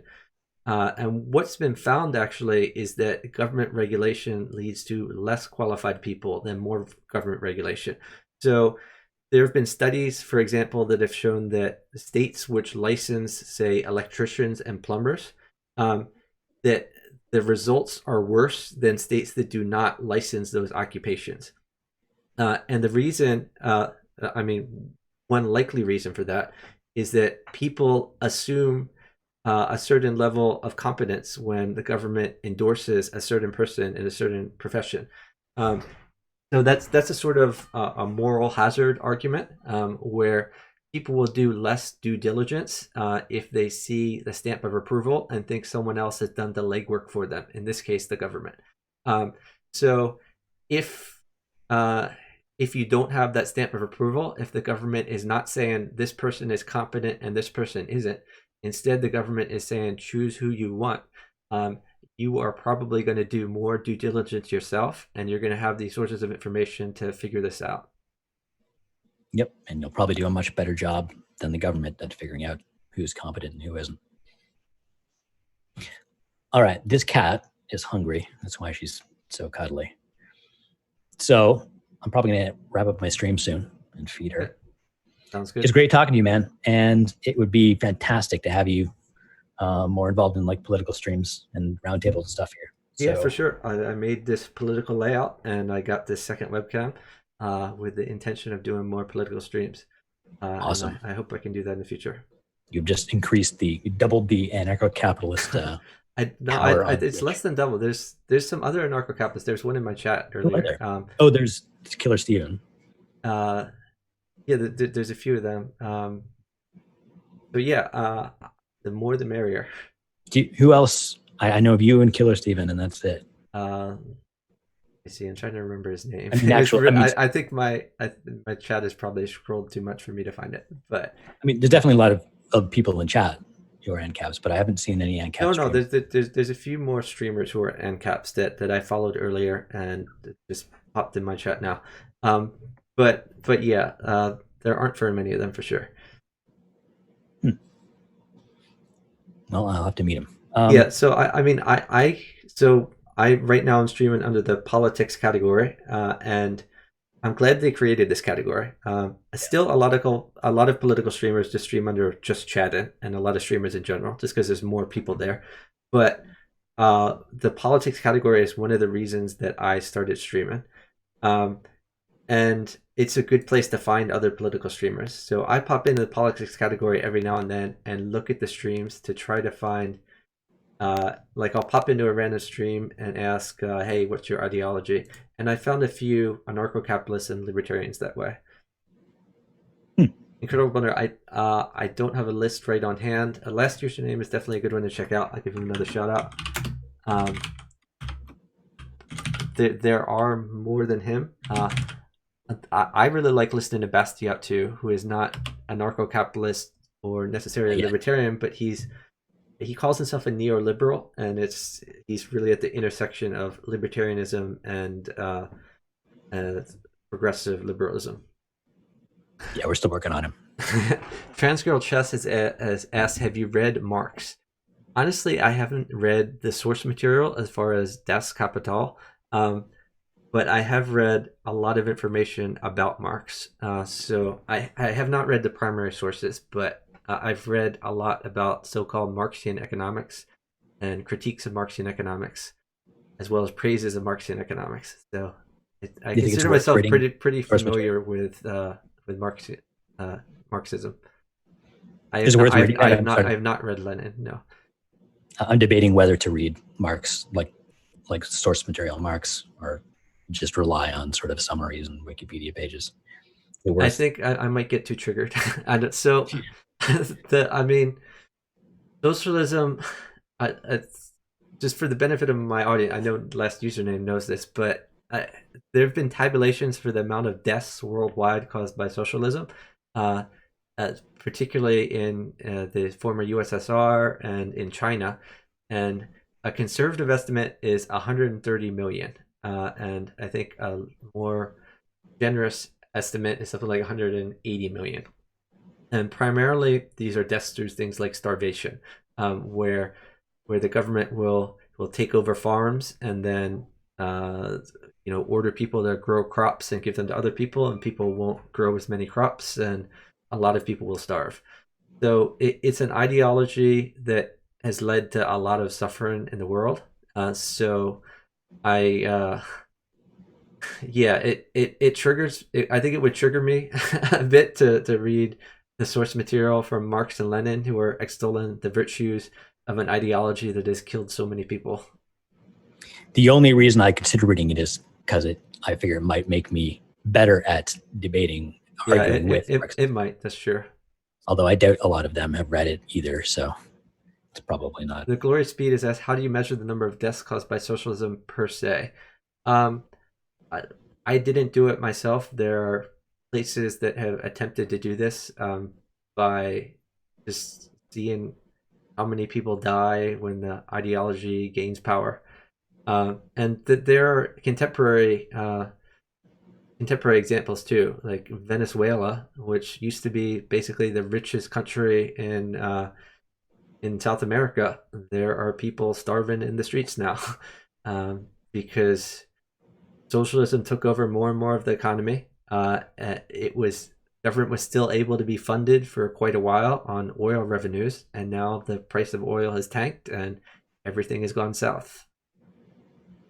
But we're talking about deaths caused by government directly. It's not just like how many people died in socialist countries. So Transgirl Chess is saying you don't even know what communism is, though. Bourgeois states which use the name of socialism isn't necessarily for class rule of the proletariat.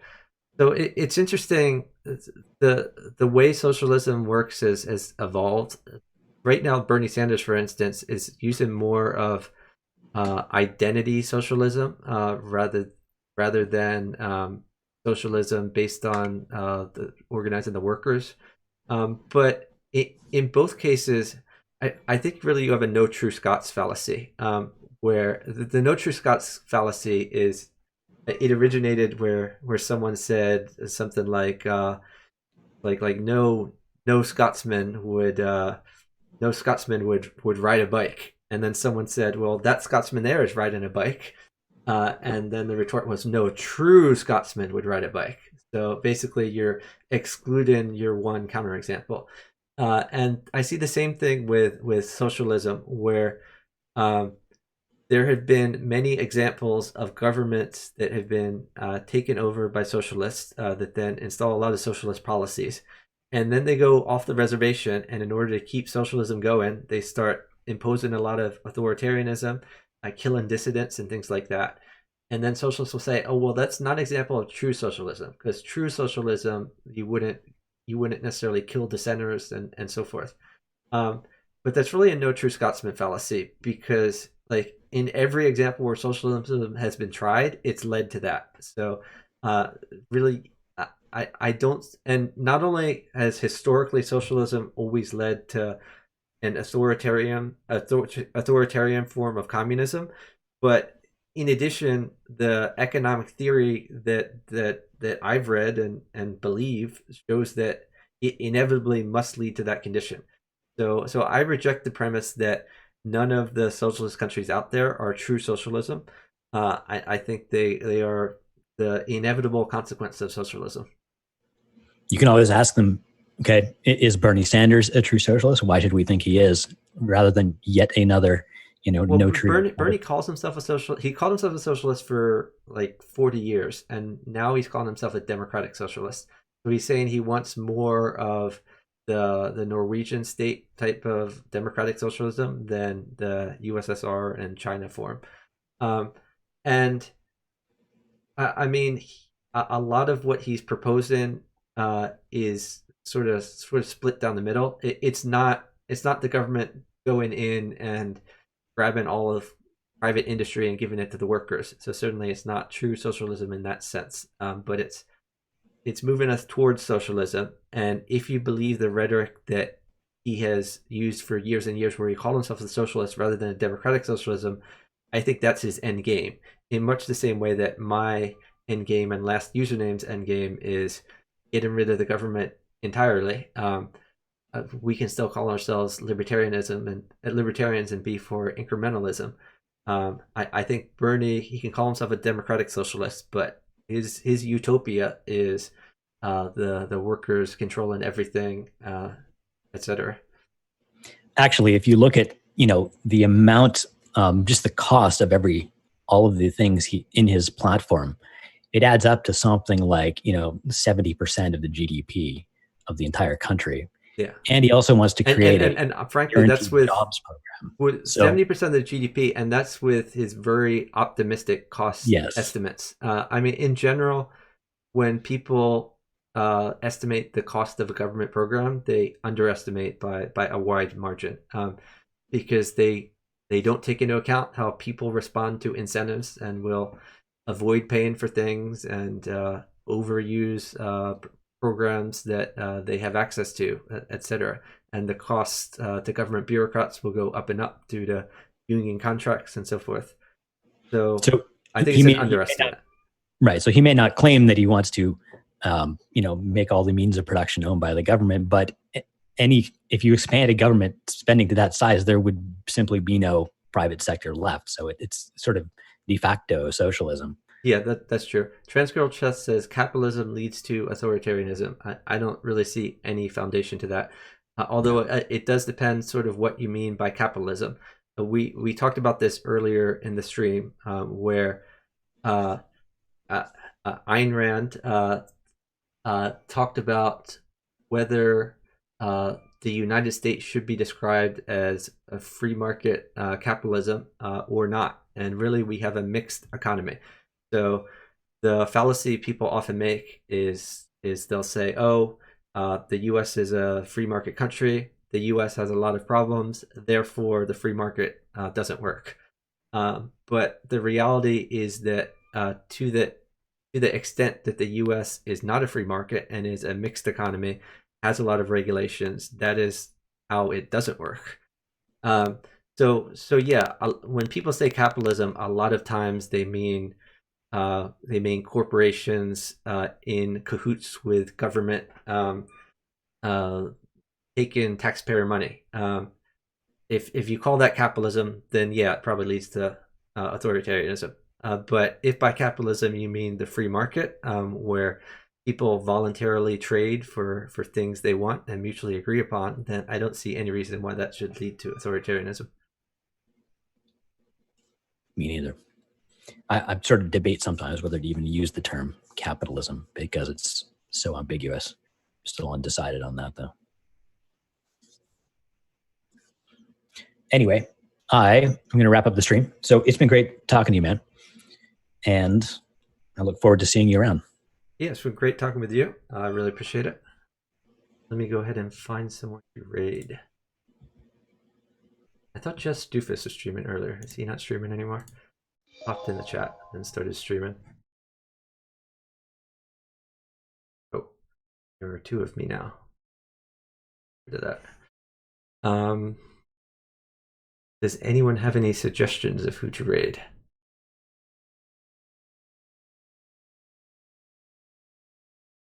Has the world ever seen a socialist country that was not authoritarian? Flurry Speed, I think when it began, probably there's been a few examples, but it's pretty much always evolved into authoritarianism. So I need to find someone to raid.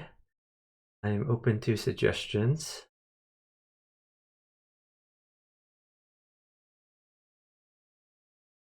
I guess I could. Yeah, one time Andrea Botes raided Bernie. That was pretty funny. I'm not going to raid Bernie Sanders. We could raid a chess streamer, but we're not even streaming chess now. So we could raid if someone has an idea of a political streamer or just a random streamer, we could raid someone else. Raid Bad Bunny. Okay, I can do that.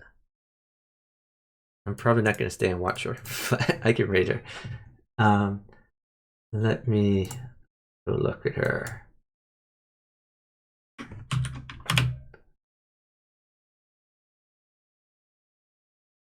I always want to make sure someone is still streaming. Oh, Japanese Tutor is streaming? I think I'm going to raid Bad Bunny since we're doing politics right now. But I raided. I got Japanese Tutor an earlier raid from Studio C, and I'll try to rate him again when I do a chess stream. I don't think she'll even care about these 11 viewers, but we'll do it anyway. I hope everyone has a great night. Thank you very much for watching. Bye.